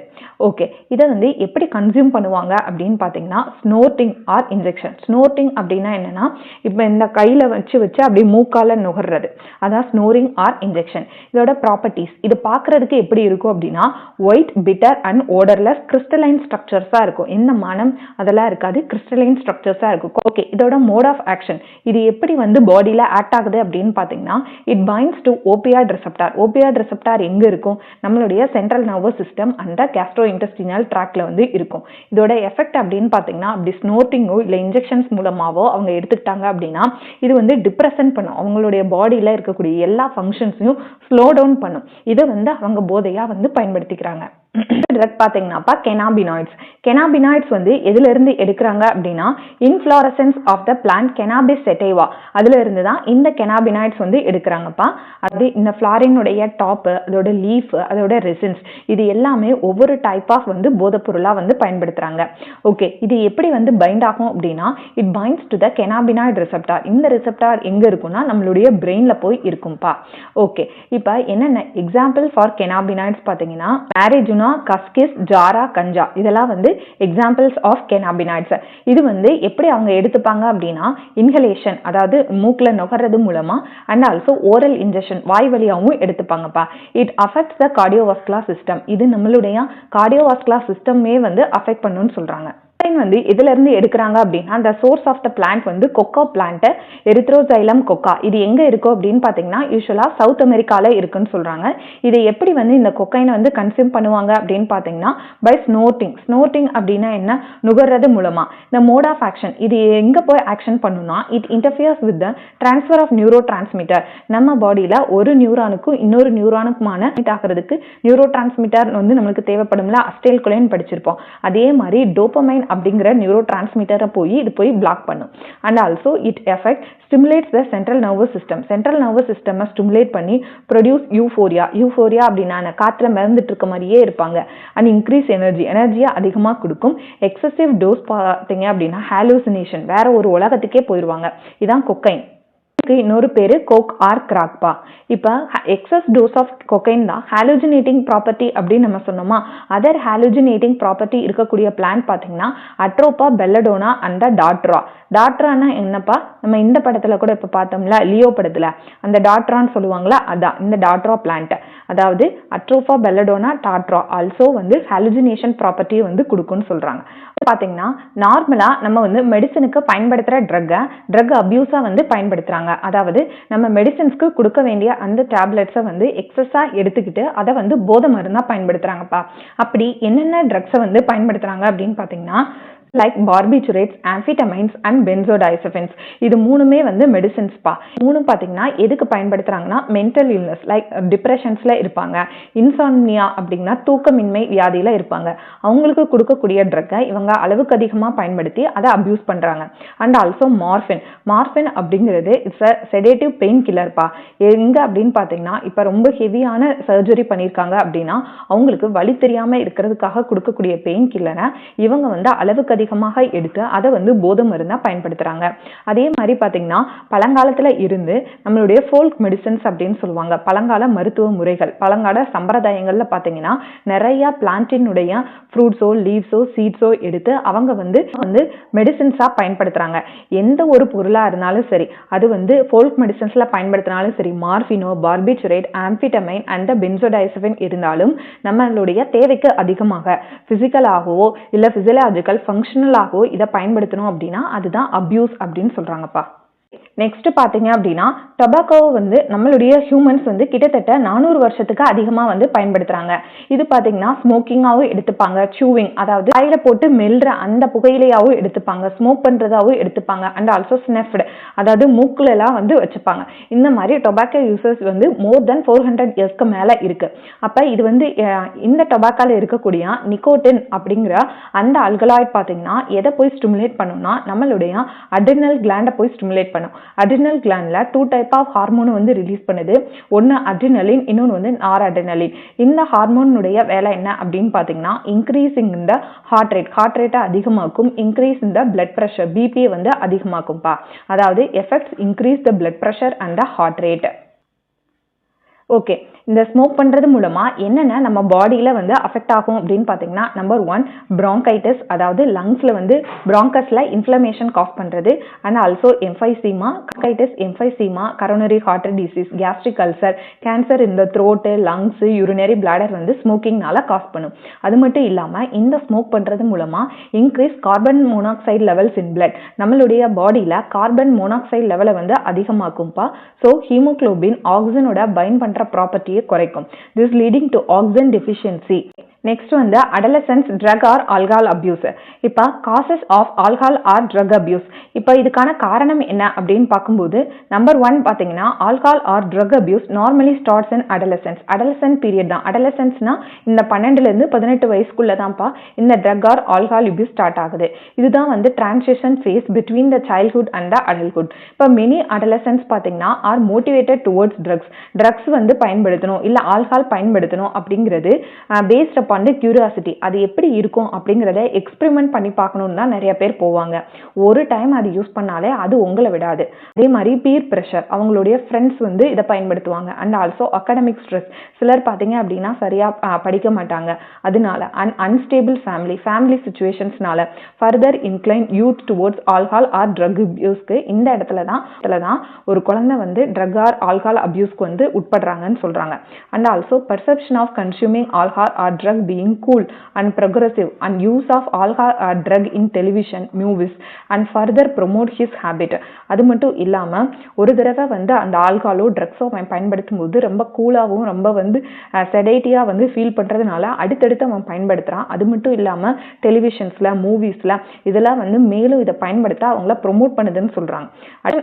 அடிக்ஷன் அப்படிங்கிறது psychological attachment to the drug. ஒரு ட்ரக்கை நோக்கி சைக்கலாஜிக்கலா வந்து அவங்க வந்து அட்டாச் ஆயிடுவாங்கப்பா. அதாவது தேவையே இல்லாம அந்த ட்ரக்ஸை வந்து ஒரு டெம்பரவரி வெல்பீயிங்காக மட்டும் எடுத்துக்கிறதா அடிக்ஷன் அப்படிங்கிறது. இப்போ addiction refers to psychological attachments to certain effects such as euphoria and temporary feeling of wellbeing associated with the alcohol or drugs. ஆல்கஹாலோ ட்ரக்ஸோ அவங்க வந்து எடுத்துக்கும் போது டெம்பரவரியா கொஞ்ச நேரத்துக்கு அவங்க வந்து யூஃபோரியா மிதந்தே இருக்க மாதிரி கொஞ்சம் செடேட்டியா இருக்கும்போது அதை வந்து அவங்க வந்து பயன்படுத்துறாங்க. சைக்கலாஜிக்கலா அது மேல இதை எடுத்துக்கிட்டாதான் எனக்கு நல்லா இருக்கு அப்படின்னு நினைச்சுக்கிறது வந்து addiction. In addiction tolerance level of receptors present in our body increase towards the drug. இது என்னப்பா டாலரன்ஸ் லெவல் ஆஃப் ரிசெப்டார்ஸ் அப்படின்னு பார்த்தீங்கன்னா இப்போ ஒரு குறிப்பிட்ட ட்ரக்ஸ் இப்போ ஒரு ட்ரக்ஸ் பார்த்தீங்க அப்படின்னா கொஞ்சம் ஒரு மட்டும் எடுத்துக்கிறாங்க அப்படின்னா ஃபர்ஸ்ட் அவங்களுக்கான டாலரன்ஸ் லெவல் வந்து ஒரு எம்எம் எடுத்தாலே அவங்க யூஃபோரிக் ஸ்டேட் போயிடுவாங்க. தொடர்ந்து அவங்க எடுத்துக்கிட்டே இருக்கால அப்போ 10 ml எடுத்தாதான் வந்து அவங்களுக்கான அந்த செடேட்டி ஃபீல் கிடைக்கும். அப்பையும் தொடர்ந்து எடுத்துக்கிட்டே இருந்தாங்க அப்படின்னா அவங்க 100 எடுத்தாதான் அவங்களுக்கு அந்த செடேட்டி ஃபீலே கிடைக்கும். அதை தான் சொல்றாங்க the repeated use of drugs என்ன ஆகும் அப்படின்னா the tolerance level of the receptors in our body towards the drug வந்து அதிகமா இருக்கும். அது மட்டும் இல்ல this drives the person to use them even when they are not required or when they turn to harm his health or family life. அப்ப ரிப்பீட்டடா இவங்க எடுத்துக்கிட்டே இருக்கும்போது அது அவங்களையும் அவங்க ஃபேமிலியையும் நிச்சயமா பாதிக்குதுன்னு சொல்றாங்க. அதுக்கடுத்து பாத்தீங்க அப்படின்னா இப்ப டாலரன்ஸ் லெவல் ஆஃப் ரிசெப்டார் வந்து அதிகமா இருக்கனால அளவுக்கு அதிகமான அவங்க வந்து ட்ரக்ஸ் எடுத்துக்கிறாங்க. இது கண்டிப்பா அவங்களையும் அவங்க ஃபேமிலியை சார்ந்தவங்களையும் இது வந்து பாதிக்குது அப்படின்னு சொல்றாங்க. மட்டும் இல்லப்பா, ஒன் டைம் யூஸ் பண்ணாலே இந்த ட்ரக்ஸ் பார்த்தீங்கன்னா இந்த ட்ரக்ஸினுடைய அடிட்டிவ் நேச்சர் வந்து அதுவே உங்களை வந்து இழுத்துரும் அடுத்தடுத்த டைம் வந்து அதை பயன்படுத்துறதுக்கு. ஸோ ஒன் டைம்னாலும் எக்ஸ்பெரிமெண்ட் கூட அதை பண்ணக்கூடாதுன்னு சொல்றாங்க. பார்த்தீங்கன்னா டிபெண்டன்ஸ் அப்படின்னா என்ன? It leads to manifestation of withdrawal syndrome on discontinuation of use. இப்போ தொடர்ந்து அவங்க ட்ரக்ஸ் வந்து பயன்படுத்திட்டே இருக்காங்க. சடனாக அது ஸ்டாப் ஆகும்போது என்ன ஆகும்னா withdrawal symptoms வந்து வந்துரும்ப்பா. என்ன அப்படின்னா ஆன்சைட்டி, ரொம்ப வந்து படப்படன்னு இருப்பாங்க, nausea, vomiting, sweating, shakiness and sometimes maybe lethal. அப்படின்னா இப்போ சடனாக இப்போ ஃபார் எக்ஸாம்பிள் இப்போ ஒருத்தவங்க தண்ணி அடிச்சுட்டு இருக்காங்கன்னு வச்சுக்கோங்க. சடனாக ஸ்டாப் ஆச்சு அப்படின்னா கை கால்லாம் நடுங்க ஆரம்பிச்சிடும்.